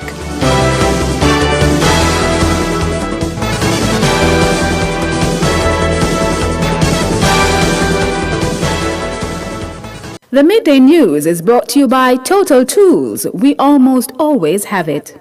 Welcome Deluxe, the cream cracker that rises to the top. So crisp, so light, so buttery. When you're good, you're just good. Hey, had the national flavor. You go off and buy this bag. So good, it's just so good. Welcome Deluxe, the cream cracker that rises to the top. So crisp, so light, so buttery. National Baking Company, just so good.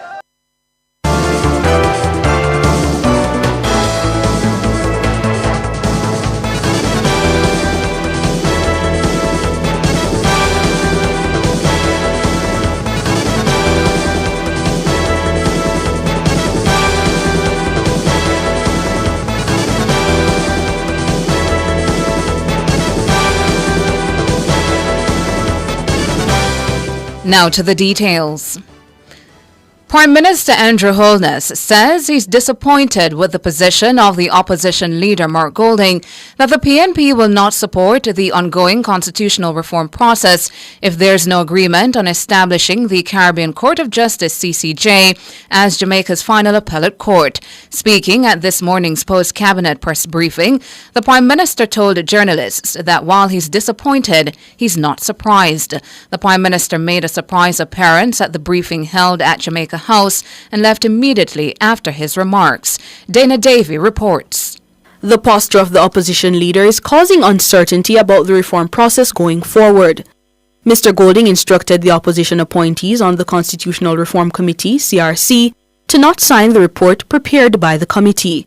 That report has been submitted to Cabinet. According to the Prime Minister, he expected this move from Mark Golding. My initial assessment of the response of the opposition is that I am disappointed, but I am not surprised. I'm not surprised that they would have tried to find every way out of seeing this process through to its rightful conclusion. Mr. Holness repeated his claim that there was an understanding with Mr. Golding before the CRC began its deliberations that the reform process would be done in phases. This was done during the Vale Royal talks with the opposition leader.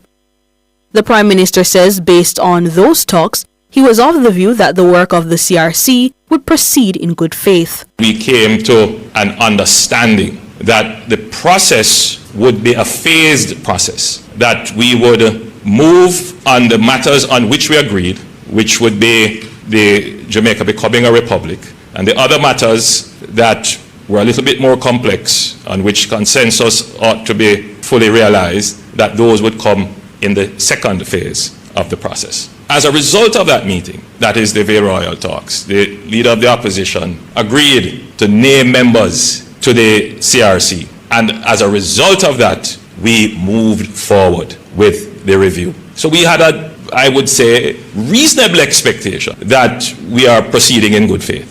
The Prime Minister says, notwithstanding the posture of an opposition that's agitating for state power, the process towards constitutional reform will continue. The efforts that the government has made is not in vain, that we will continue to pursue consensus, because the truth is that you cannot disturb the constitutional and governance architecture of the country without consensus. That is the reality. And consensus takes time and it takes effort. So I speak to you today as Prime Minister of the country, not as leader of a political party seeking power, but as someone who is genuinely interested in the advance of our country.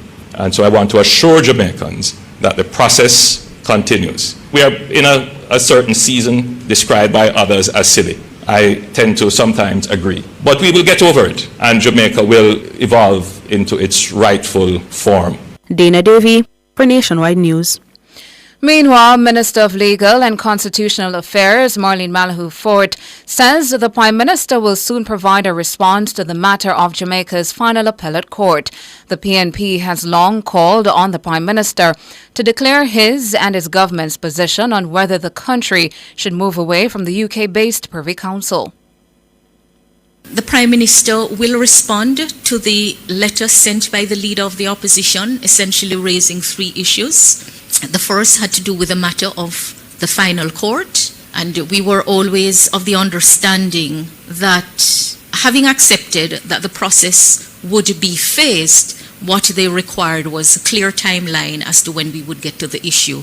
And we said then and say again that the intention always was to get the bill in to deal with the abolition of the monarchy as the form of government and then begin the work on the final court. Minister Malahou-Fort says she'll also be publishing the views of the CRC on the issues raised by Mr. Golding regarding the committee's recommendations. The Leader of the Opposition has raised some issues that should be considered by the committee, but before the committee got an opportunity to respond, he went public with those matters.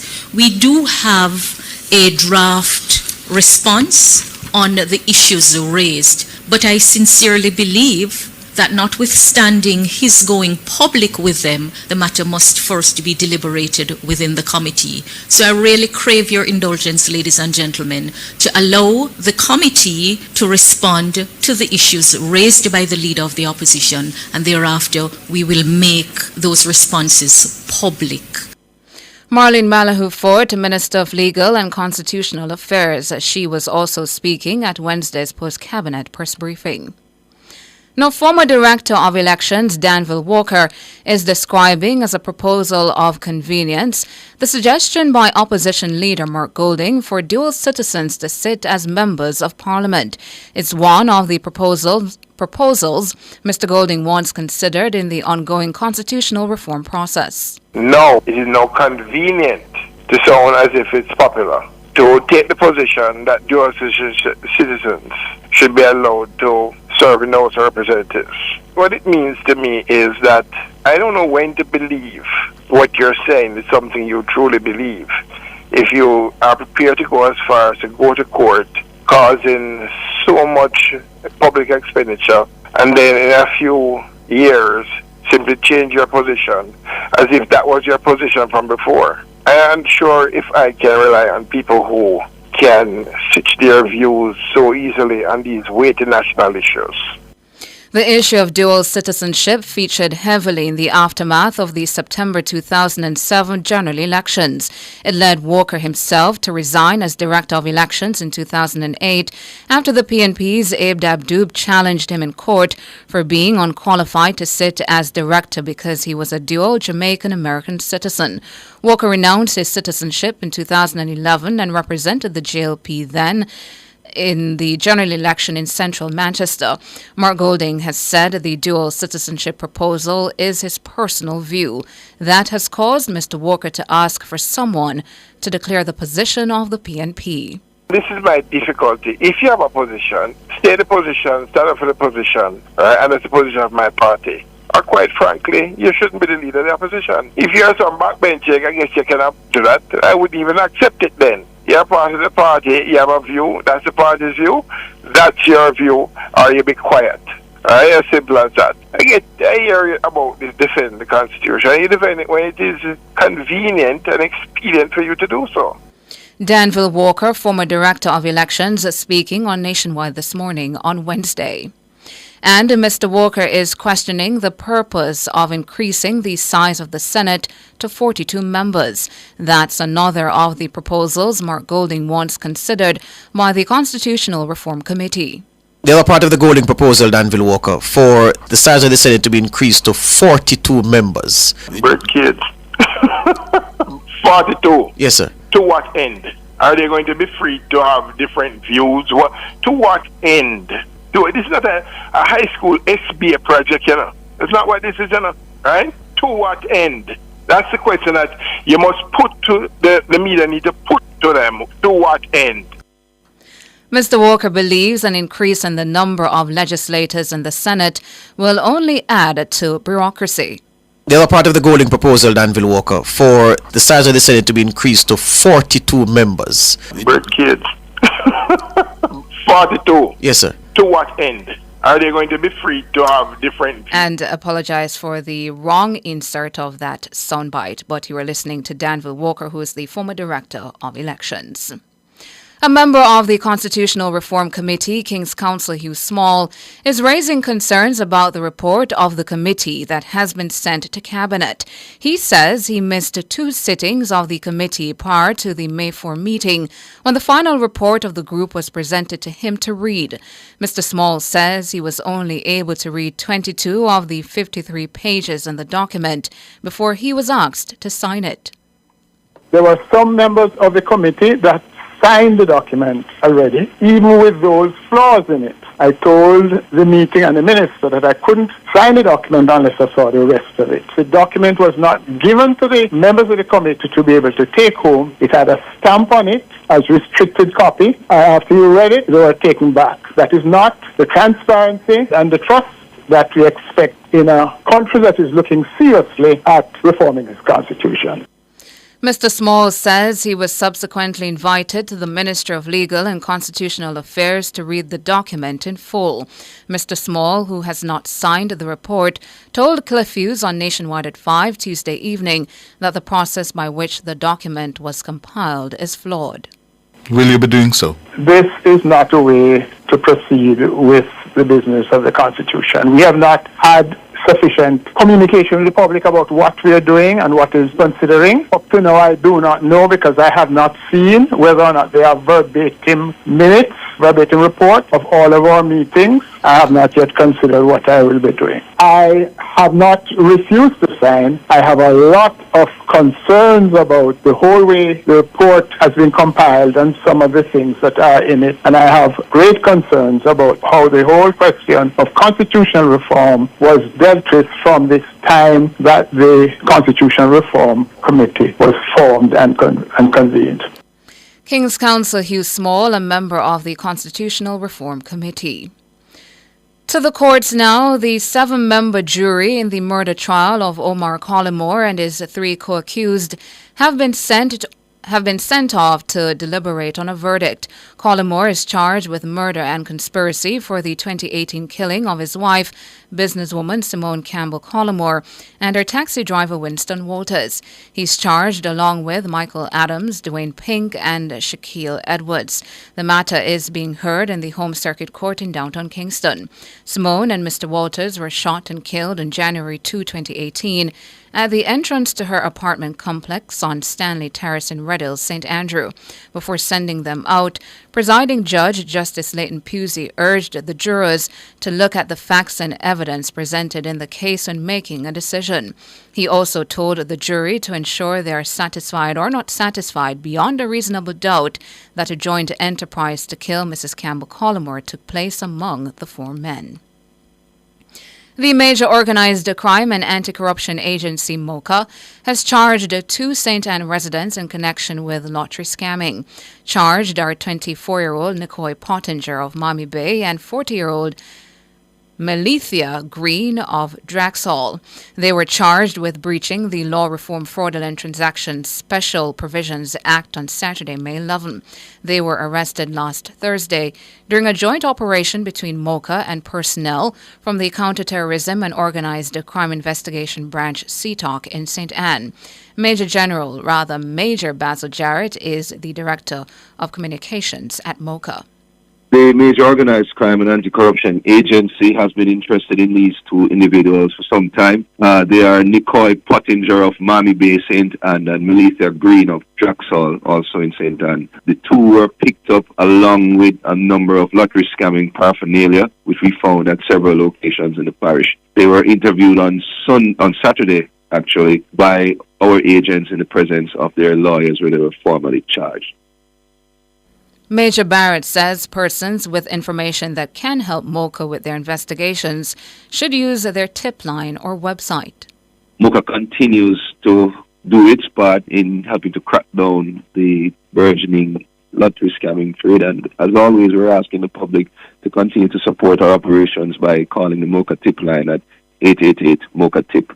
And all calls to the tip line are held confidential, and we treat them with the utmost urgency. Major Basil Jarrett, Director of Communications at MOCA. Transport Minister Darrell Vaz says 100 new buses ordered by the government should be ready to be shipped to the country by July. The minister made the announcement on Tuesday. I just got an update last night. The 100 buses have been finished. They have been completely manufactured, and they are now awaiting a shipping date, which could be as early as the 7th of June, which will get here sometime about the middle of July. So basically, we have reached a point of where now those buses are going to be loaded on a vessel, all of them at one time, and arrive in Jamaica in July, which means that we'll have them ready for the back to school. He was speaking to journalists following his keynote address at the 2-day inaugural Caribbean Spectrum Management Conference at Half Moon Village in St. James. Minister Vaz says the new buses will improve the service delivery of the state-owned bus company Jamaica Urban Transit Company, JUTC. There will be 170 new buses that will be added to the JUTC fleet since May last year to July of 2024. And I think that is significant. That's a few billion Jamaican dollars that have been invested by the government of Jamaica to improve the transport system. So I can assure you that the 100 new buses that are arriving, plus the 70 that are in the fleet now, will make a significant improvement in the waiting time and the efficiency of JUTC, where we are going to have people being able to move quicker with shorter waiting times, and not to forget that in this order of buses, 10% of the total allocation are buses that are specially equipped for the disabled. Darrell Vaz, Minister of Transport. Meanwhile, Minister Vaz says several of the buses now in the fleet of the JUTC will be refurbished by the manufacturer. Ideally, the JUTC needs between 500 and 600 buses. Before these 170 buses came in, we were running at about 250 buses being rolled out a day. I can say that we have a plan for the refurbishing of some of the existing buses by the manufacturer's representative, which will give us another 10 years, and obviously a significant reduction in terms of refurbishing as against buying. Probably 20-25% is the cost of refurbishing as against buying a new bus. So we have that plan as well, both in terms terms of the rolling stock that we have, to include the Volvo buses, the articulated buses. So that's also on the agenda because the government will not be able to buy 500 new buses in the short term. Darrell Vaz, a Transport Minister. And in regional and international news now, regional news, despite calls for her retirement, the leader of Trinidad and Tobago's United National Congress, Kamla Prasad-Besesa, says she's not going anywhere. The opposition leader is 72. She made the remark during an anti-crime town hall meeting in Morvant on Tuesday. Mrs. Prasad-Besesa said the current crime rate in the country is the worst it has been in decades. She says citizens are no longer safe, not even in the comfort of their homes. The opposition leader says she hopes recently reappointed Police Commissioner Erla Herwood Christopher is equal to the task of arresting the crime rate. Prasad-Besesa was Prime Minister of Trinidad and Tobago from 2010 to 2015.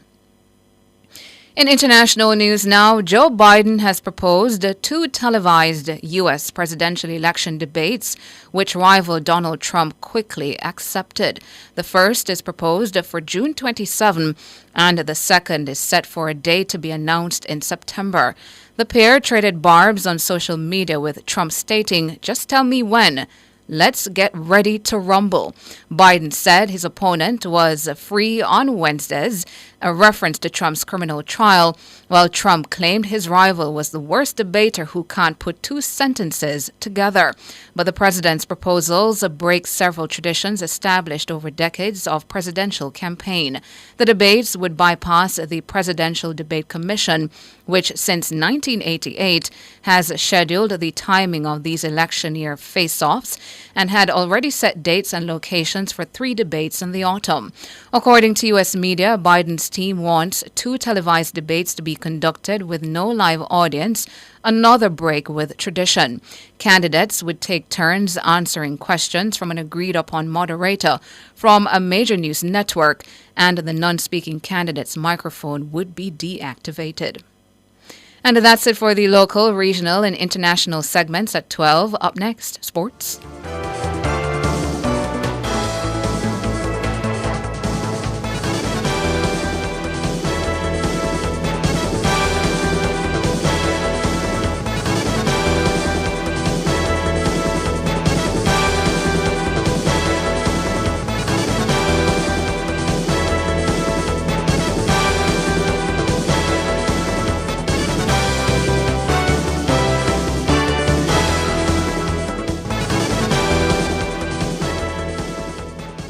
The Midday News was brought to you by Total Tools. We almost always have it. This outstanding 6'4" athlete credits Jamaica with her first Olympic victory ever. Jamaica is filled with Olympians. World record holder McKinley dashes into the lead. We must never forget the forerunners of Jamaican Olympic greatness. Coming into the home stretch, it's Wint who challenges the leader.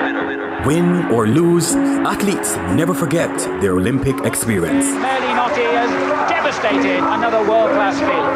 And Hemmings is going to do it. Hemmings wins it. She's the champion. A personal... Win or lose, Jamaicans will cheer the loudest at the Olympics so that the world will never forget who we are. And Usain Bolt is moving away.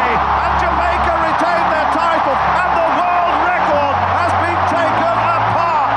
Oh, I say. From July 26 to August 11, tune in only to Nationwide 90 FM for the coverage of the 2024 Paris Olympic Games, because we're here to ensure that you never forget.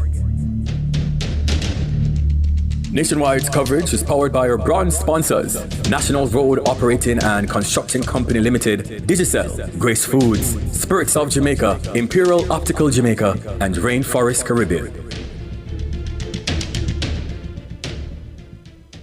Fearless and fair, Nationwide 90 FM.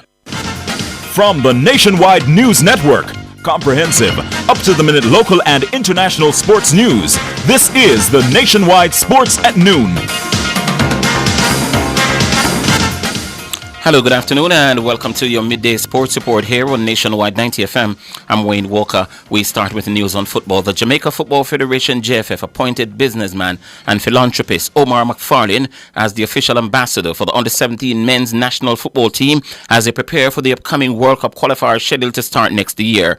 McFarlane has strong ties to Jamaica and Florida, where he founded the renowned Champion Football Club in southern Florida. Champion is a non-profit travel football club that focuses on providing Jamaican youth players with opportunities to showcase their talent by competing in the Florida Travel League. In his role as ambassador, McFarlane will play a critical part in helping to secure the necessary funding and support required for the young reggae boys to excel and to qualify for the World Cup scheduled for 2025 in Qatar. Football's world governing body FIFA is set to establish a working group to look at the impact of playing competitive domestic matches overseas. A legal settlement agreed between FIFA and match promoter Relevant Sport in the USA has, in the words of Premier League Chief Executive Richard Masters, quote, left the door ajar, end of quote, for league games to be played in different countries.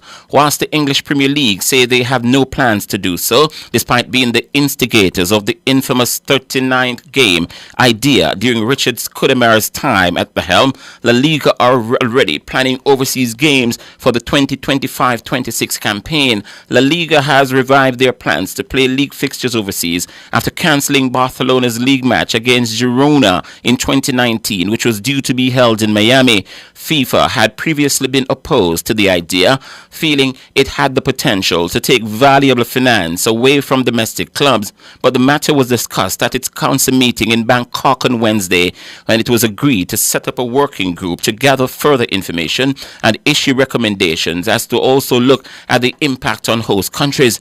Before making any decision, FIFA wants to address issues such as the amount of notice over the scheduling of games, the impact on the balance of sporting competition, and the effect on the development of football in host countries. And FIFA has confirmed that the inaugural Women's Club World Cup will take place in January and February of 2026. The 16-team tournament will be held every 4 years and fall during the domestic season for European leagues between the Women's Champions League group stages and the knockout rounds. FIFA announced its intention to create a global women's club competition in December 2022, and the FIFA Congress confirmed the plans on Wednesday, also in Bangkok. Barcelona are the current European champions. New York Gotham FC, the reigning NWSL champions, and Brazilian side Corinthians, the holders of the Copa Libertadores in Femenina. The FIFA Congress also approved a new international match calendar for 2026 to 29 with the aim of providing players with more opportunities for rest and recovery by reducing the number of international breaks from 6 to 5. Now, the first edition of the expanded Men's Club World Cup tournament, which will also be staged every 4 years, is scheduled for next summer. The FIFA Congress is also set to vote for the host of the 2027 Women's World Cup, with Brazil up against a joint bid from Belgium, Germany, and the Netherlands. 400-meter hurdler Jaheel Hyde says the event is getting more competitive each year. The 2023 Commonwealth Games silver medal winner finished third at the Jamaica Athletics Invitational at the National Stadium at the weekend in 49.48. The event won by his compatriot Malik James King in 48.39 seconds, with Kyron McMaster, the reigning Commonwealth Games champion out of the British Virgin Islands, second in 49 seconds flat. Hyde says no one can afford to become complacent. 400 hurdles, as I said, there's always somebody. Even, you might have the big three, big four, but then there's always guys like, for example, today, Malik James King, who came up. So, it's just one more added to the bunch. So, everybody is, especially for us in Jamaica, me, Clark, James King, Asini, and the others coming. So, we have our work cut out for us. Yeah, that's Jaheel Hyde. Nepal cricketer Sandeep Lamashani has been cleared of raping an 18-year-old woman after a hearing at an appeal court. The 23-year-old was found guilty of the charge in December 2023 and sentenced to 8 years in prison in January the following year. But the Patan High Court acquitted Lamashani on Wednesday after hearing his appeal in the Nepalese city of Lalitpur. Leg spinner Lamashani has been the face of cricket in Nepal and had played in Australia's Big Bash and the Indian Premier League before his arrest. He was suspended as Nepal captain in September 2022 following the rape accusations. He made a controversial return to the Nepal side in February last year following his release on bail for their match against Scotland and also against Namibia. Now, his return was met with protests, and players from both opposition nations refused to shake his hand.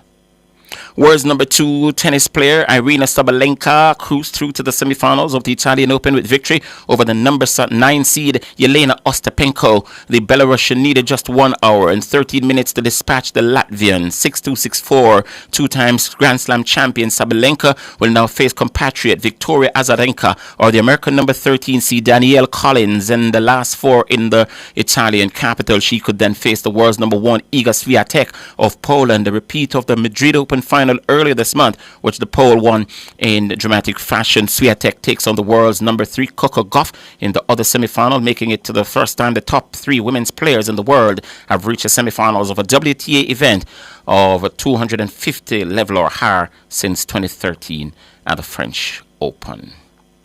And finally, in sports at the moment, Nikola Jokic scored 40 points as the reigning NBA champions Denver Nuggets secured a 112-97 victory over the Minnesota Timberwolves to go 3-2 up in their Western Conference playoff semifinal series. The Serb was named the league's most valuable player for the 3rd time last week, and he picked up the award just before the game. Jokic added 13 assists and he grabbed 7 boards to turn the series around after the Nuggets had lost the opening 2 games on their home court. Nuggets point guard Jamal Murray had high praises for Jokic.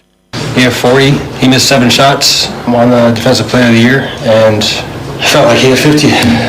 So whenever he's going, gets going like that, you just kind of let him dictate the way the game's going to go. That's Canadian Jamal Murray. In the Eastern Conference semifinals, Jalen Brunson scored 44 points as the New York Knicks beat the Indiana Pacers 121-91 to take a 3-2 lead in their playoff series. The Knicks had lost their last 2 matches but rotated their team to take victory in New York as Alec Burks scored 18 points off the bench with several players out injured. And we close off with a nationwide Olympic fact, and it's sponsored by Juicy Patties. This is Nationwide's Olympic Facts, brought to you by Juicy Patties, serious Jamaican food. Did you know that Jamaica first competed at the Olympics in 1948? Yes, that's a fact. The JOA was formed in 1936, but due to the cancellation of the 1940 and 1944 games caused by World War II, the first games Jamaica competed in was the 1948 games in London. That was Nationwide's Olympic Facts, brought to you by Juicy Patties, serious Jamaican food. And that will do it for your midday sports report here on Nationwide 90 FM. Sports is going to be back on the station at 5:25 this afternoon. Until then, I'm Wayne Walker. Enjoy the rest of the afternoon.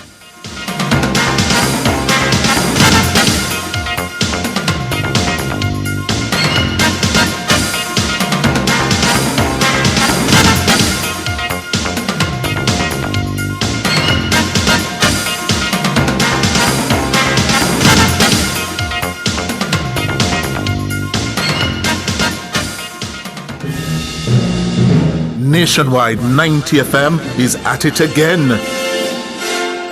Team Revolution will clear every hurdle and sprint to the finish line as we cover the games of the 33rd Olympiad from Paris, the city of love. Winning by daylight and setting a world record, 9.68. The wind is okay. Nationwide's coverage is powered by our diamond sponsor, KFC. It's finger-licking good across all locations island-wide.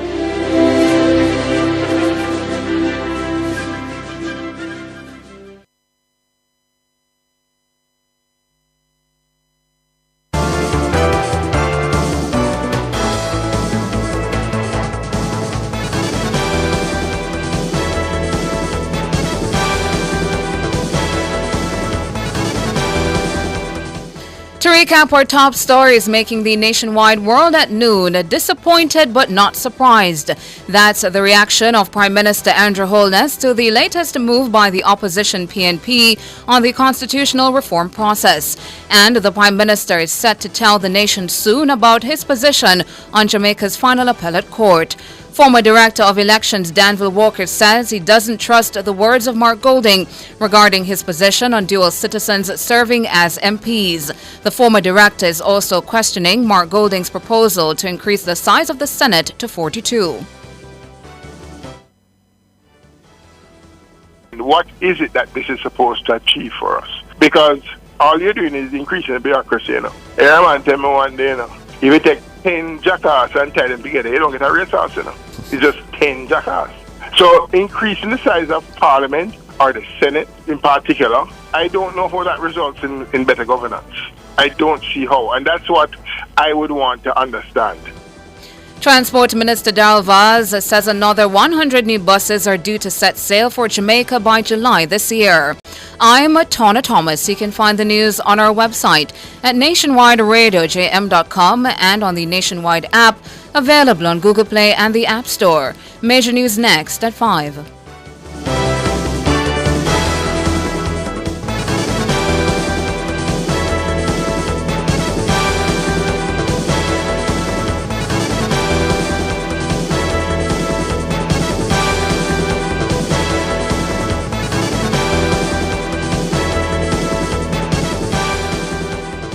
You didn't know the government decreased JUTC bus fares? Yes, it's now 70 for adults, 25 for children, and 30 for pensioners. And in April, fares will go down even further to 50 for adults, 20 for children, and 25 for pensioners. The time by the Office of the Prime Minister is 12:35.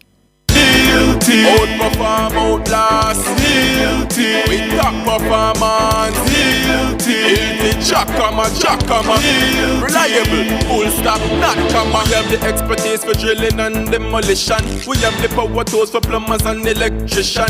Fancy select tools, free parts and free repairs. Free parts, free repairs. 2 to 3 years. Hilton. Available at Delta Supply, 106 Hagley Park Road. Call us at 876-302-61114. Delta Supply. We service what we sell. I'm Hans Parchment, and I'm asking you to listen to the Olympics on Nationwide.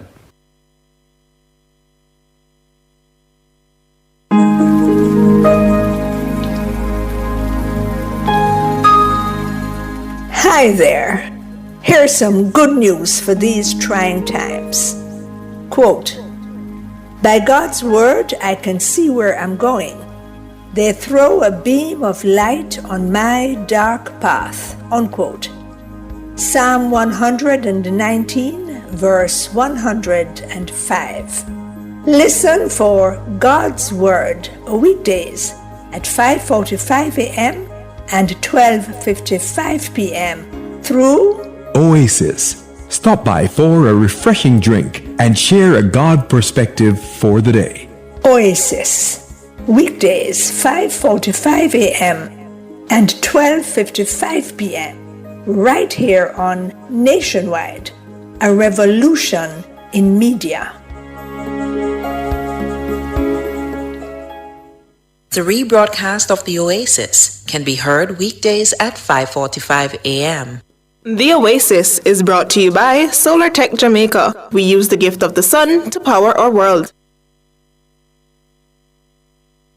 Listen to Nationwide 90 FM on 90.1, 90.3, 90.7, 90.9. or visit our Flow channel on a 916. To our valued listeners, for questions, comments, or concerns about our programs, email us at programs@nationwidenewsnetwork.com.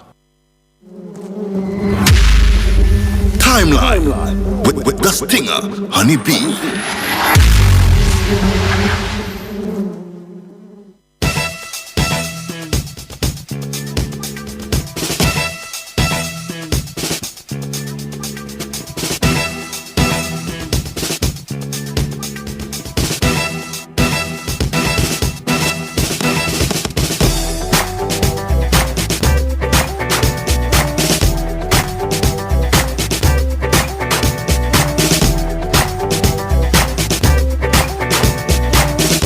Minutes going up till 1 o'clock. It's all about what's trending on the timeline now with Honeybee. Good afternoon, Honeybee. Where in the world are you? Good afternoon, Cliff. I'm in Good. the same place I was yesterday. Good. I am in Florida. Ah, good. How So, are you? How's the weather? well, just as you left it. Cold, Yeah? not cold, but hot. Yeah. Uh-huh. No rain for the last couple of days. We had rain last week. Yeah. Oh. Yeah, but Well, it's it's. been raining cats and dogs here since morning. Oh. Yeah, there's a typhoon watch out. Oh, good for you guys. Yeah, we need the rain here. Yeah. Yes, yes. Good. Well, start behaving properly down there and maybe, when we get some blessings. Oh, please. People All in right, Florida let's being dive bitter, in. right? Yes, yes, yes. Okay, so on the timeline today, Vibes Cartel reacts to fire that saw the burning of some of his court files. Also, a Reggae Sumfest update, and the Speaker of the House, Juliet Holness, performs One Love on stage. Oh? All right. Yeah, I know, right? Okay, Uh-huh. let's dive in. Now, according to reports, the building on Duke Street housed the law offices of at least 7 attorneys, including Isaac Buchanan and John Clark. Now, Buchanan is Vibes Cartel's main lawyer and was on the team of attorneys who were successful in getting his murder conviction quashed by the Privy Council months ago. Clark, on the other hand, has represented Cartel's friend and fellow artist, Sean Campbell, otherwise called Sean Storm. According to several reports, the fire reportedly destroyed important documents, including those related to 2 high-profile court cases that have been identified so far. The files have been linked to Cartel and the other to alleged gangster Tesha Miller. As for Cartel, he commented on the fire on social media. He says, Feds wide them Bondong John Clark, Isaac Buchanan office, thinking they could destroy the files. It's 2024. Files are stored on cloud. You bleep. Idiots. Oh. Yes, yes. Oh. I know, right? Yeah. Very He has strong. a point. He has a point. Yes. Yeah, and social media is in a frenzy. Like, people are like, oh, so this is 2024. Didn't they store this online? Blah, blah, blah. But naturally, one would expect that, a lot of people are concerned that it's a conspiracy, that, this was planned, blah, blah, blah. You know Yes. how it is. Hmm. But, fires do happen, don't they? Yes, I do. Hmm. Well, let's see what's going to happen in coming weeks. We know that June 10, we'll have the hearing to see what's going to happen. Yes. Yes, indeed. All right, moving forward. Now, in case you missed it, Speaker of the House of Representatives and wife of Jamaica's Prime Minister, Juliet Holness, joined the reggae band Third World on stage for an impromptu performance of Bob Marley's One Love at the Issa Trust Foundation Charity Gala in New York City on the weekend. Hosted at the Cipriani 42nd Street in the Big Apple, Holness, who gave a brief speech earlier in the night's proceedings, entertained the audience during the closing moments at the charity fundraising. And this happened when she joined other singers center stage, including Gramps Morgan, Luciano, Kumar, and Third World, to perform the hit. Now we have a clip. Let's throw to it.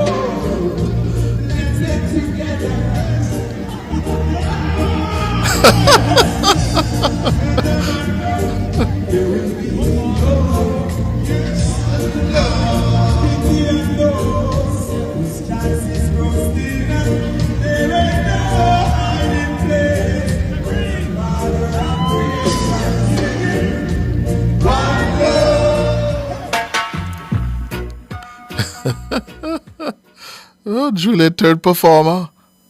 Yeah, I couldn't hear it, Cliff. What are your thoughts? Not bad. She hit a note or two. Yes. Because One Love is not an easy song to perform. Well, me wanna know. Cause me wanna touch that with a long stick.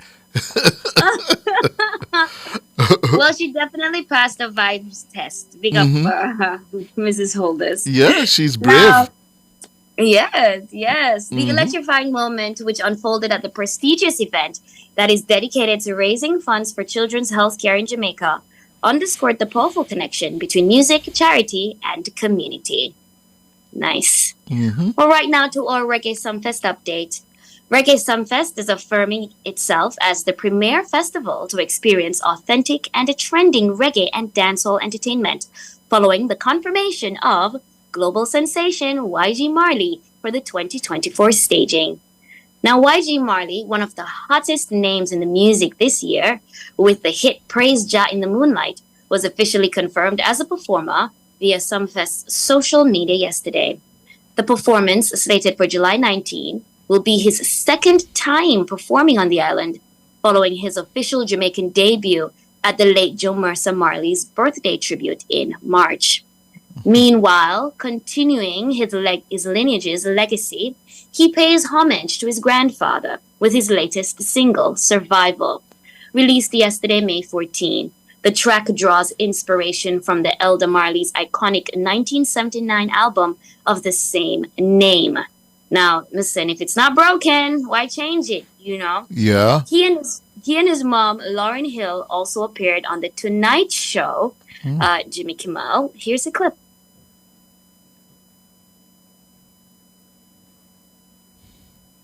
Well. All right. These Okay. roads of flames are catching a fire. You sing.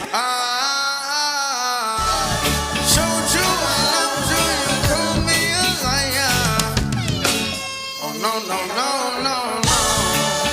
Baby, tell me where you gone. And I've been feeling for your love so long. Oh, we can praise Jah in the moonlight. Know what I mean? Yeah.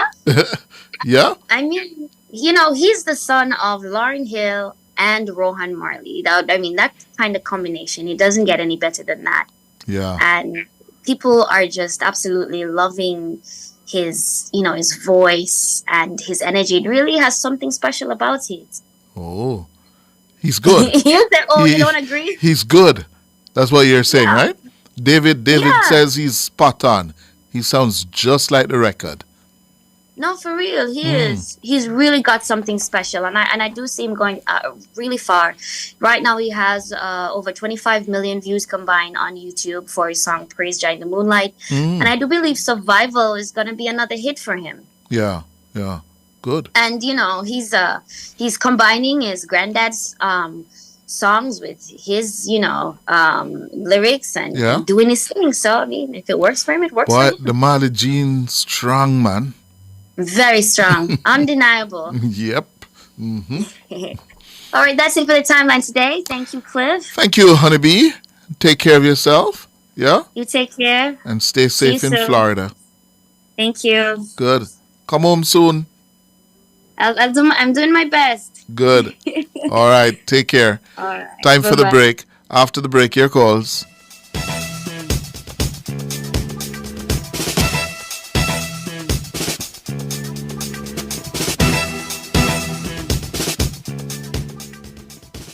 Profit with purpose in Jamaica with Mayberry Jamaican Equities. Make your money grow. The time by Mayberry Jamaican Equities is 13 minutes to 1.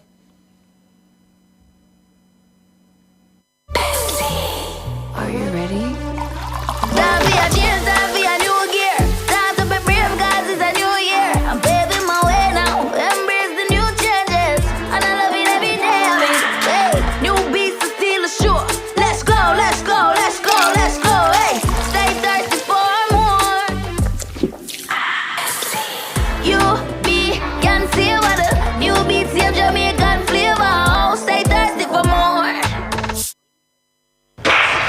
We are away first time.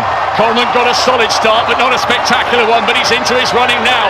Gatlin's trying to go with him, but it's going to be Coleman's night here in the night sky of Doha. He's in a class of his own, and at last, Christian Coleman has the title missing from his CV. He's done it, and in a massive, massive time, 9.76. Gatlin got the silver. DeGrasse took the bronze. Yo, what's going on, guys? It's Christian Coleman, 60-meter world champion and 2019 100-meter world champion. Follow my progress in Paris on Nationwide 90 FM. Nationwide 90 FM is at it again. Malay Walker is pulling away another Jamaican win. Team Revolution will clear every hurdle and sprint to the finish as we cover the games of the 33rd Olympiad from Paris, the city of love. Here comes Parchment on the outside, all the way under pressure. Handsome Parchment, let's gold! A Jamaican victory in the 110 hurdles. Nationwide's coverage is powered by our gold sponsor, Ray and Nephew White Overproof Rum. Our phone numbers are 630-9371, 630-9372, 630-9373, 630-9374, and 618-8255. 11 minutes going up to 1 o'clock and listening to Nationwide, the Olympic Center. Yes, those promos are quite something. Yeah? Christian Coleman, I heard Dina Asher Smith, and I gather more coming. Yeah? Wow. Keep it up, guys. Who is next? Roderick. Good afternoon. Good afternoon. I'm here with my brother, you know. We're calling about an issue we have regarding the passing of our father. So, he passed in about the 29th of March at the Kingston Public Hospital. But since then, it's been a big back and forth. We haven't been able to host the funeral or anything. During that time, they said that they didn't need an autopsy. But about a week after, when we decided to go and pick up the death registration paper, then they decided that they're going to have to send the body for an autopsy. So since then, it has been a big back and forth. They haven't been able to get anything concrete or anything. So just trying to see if we can get some help as it relates to that to try and bring that chapter to a closure. I'm not following you. So, them who tell you you need to do an autopsy? The hospital, that's the Kingston Public Hospital. So you didn't ask them who to go to get an autopsy done? Yeah, they asked us, so what happened? Initially, our father went to a grave digging in St. Thomas. He wasn't feeling well prior to that. He had some issues where he fell twice before, and hit his head. Now he went there again on a grave digging on the 13th of March. So while they're at the graveside, he fell, hit his head. They took him to the Princess Margaret Hospital, and then in turn rushed him to the Kingston Public Hospital the same night on the 13th of March. He was there for approximately 2 weeks and about 2 days. And while there, the doctors reported that he had damage to the spinal cord, hence causing issues with his breathing and so on. His lungs was beginning to fail and so on. So which hospital was this? Kingston Public Hospital. Where he died? That's where he died. So, why not do the postmortem there? That's what we were saying as well. But when he died, they told us that what happened and with the breathing and so on, and explained to us, because we've been going through it, my brother and I, for about 2 weeks, back and forth, and they explained to us what's been happening. So when he died, they said that they didn't need a postmortem unless the family decided to do one. So, 6 days after, they said that the death registration paper will be ready. But when we called to find out if it's ready, they asked us, if we realize how our father died. So I said, yes, we know our father died and so on. And they're beginning to conclude that they have the report and it shows that he fell at St. Thomas and so on, and that we should come down there and they will give us a paper to take to the Morant Bay police station because they'll be the one in charge of that area. So that paper now would instigate investigation, as they put it, because they said that it's a police matter. So we went down there on the 8th of April, right? And when we went down there, we gave a statement. The police at the time said that the investigating officer said that they didn't have any interest in the matter, but they didn't know how to proceed with going about, proceeding to say release the body or so on. So I came back to Kingston. I'm from Kingston, so I came back to Kingston and then been back and forth, calling and so on to find out what's up, if you hear any updates and so on. At the time, the letter that they sent us to take to the police station, it stated that the body was at Tranquility Funeral Home, but it wasn't. It was still at Archers. So the body left from Archers, from Public, and went to Archers. We have no idea because the paper said that it's at Tranquility.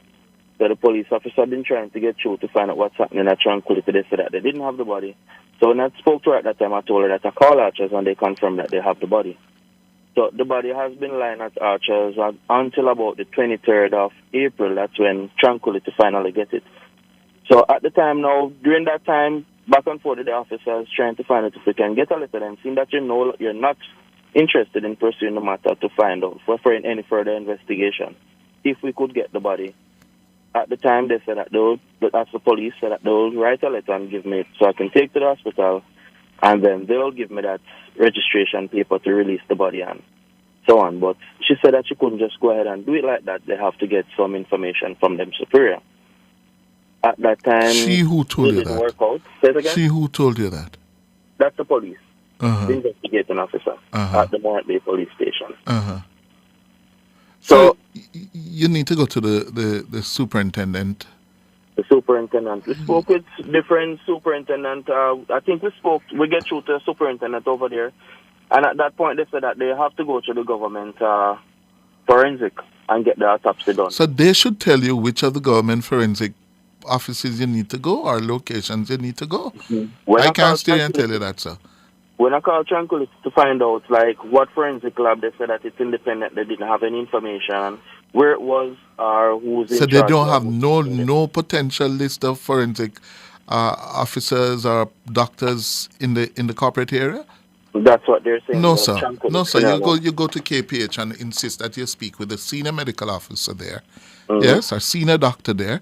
Tell them your situation and ask them which forensic pathologist you need to go to, sir. We can Yeah. steer you and help you with that. Yeah. All right? He died at KPH, didn't he? Yes, he did. That's where you need to take it up from. Since they're now asking for you to do a postmortem, they should direct you as how to get that done, sir. Yeah. Insist on that. All right? All right. Okay, good. Wow. That's where we're going to leave it for today, Wednesday. Yeah. I won't be here tomorrow and Friday. Yes. So Tyrone Reed will be here tomorrow. Yes. I'll see you again on Monday. All right. So take care of Tyrone. All right. Thank you to all of our callers, or WhatsAppers, or YouTubers, our producer, Norgay Banton, and our technical operator, David McNeish. We're going to make way now for Oasis with Loy Gale. What I felt was right, like a rock.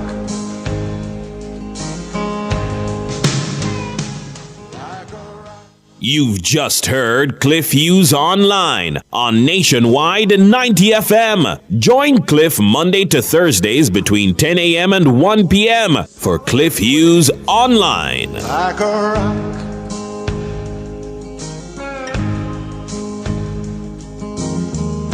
My hands were steady, my eyes were clear and bright. My walk had purpose, my steps were quick and light. And I held firm to what I felt was right, like a rock.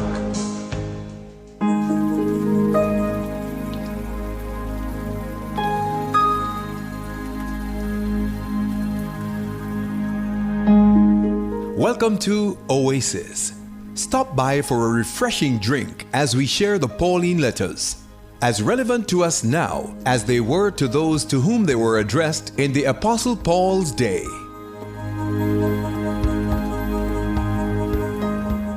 Hi, I'm Loy Gale.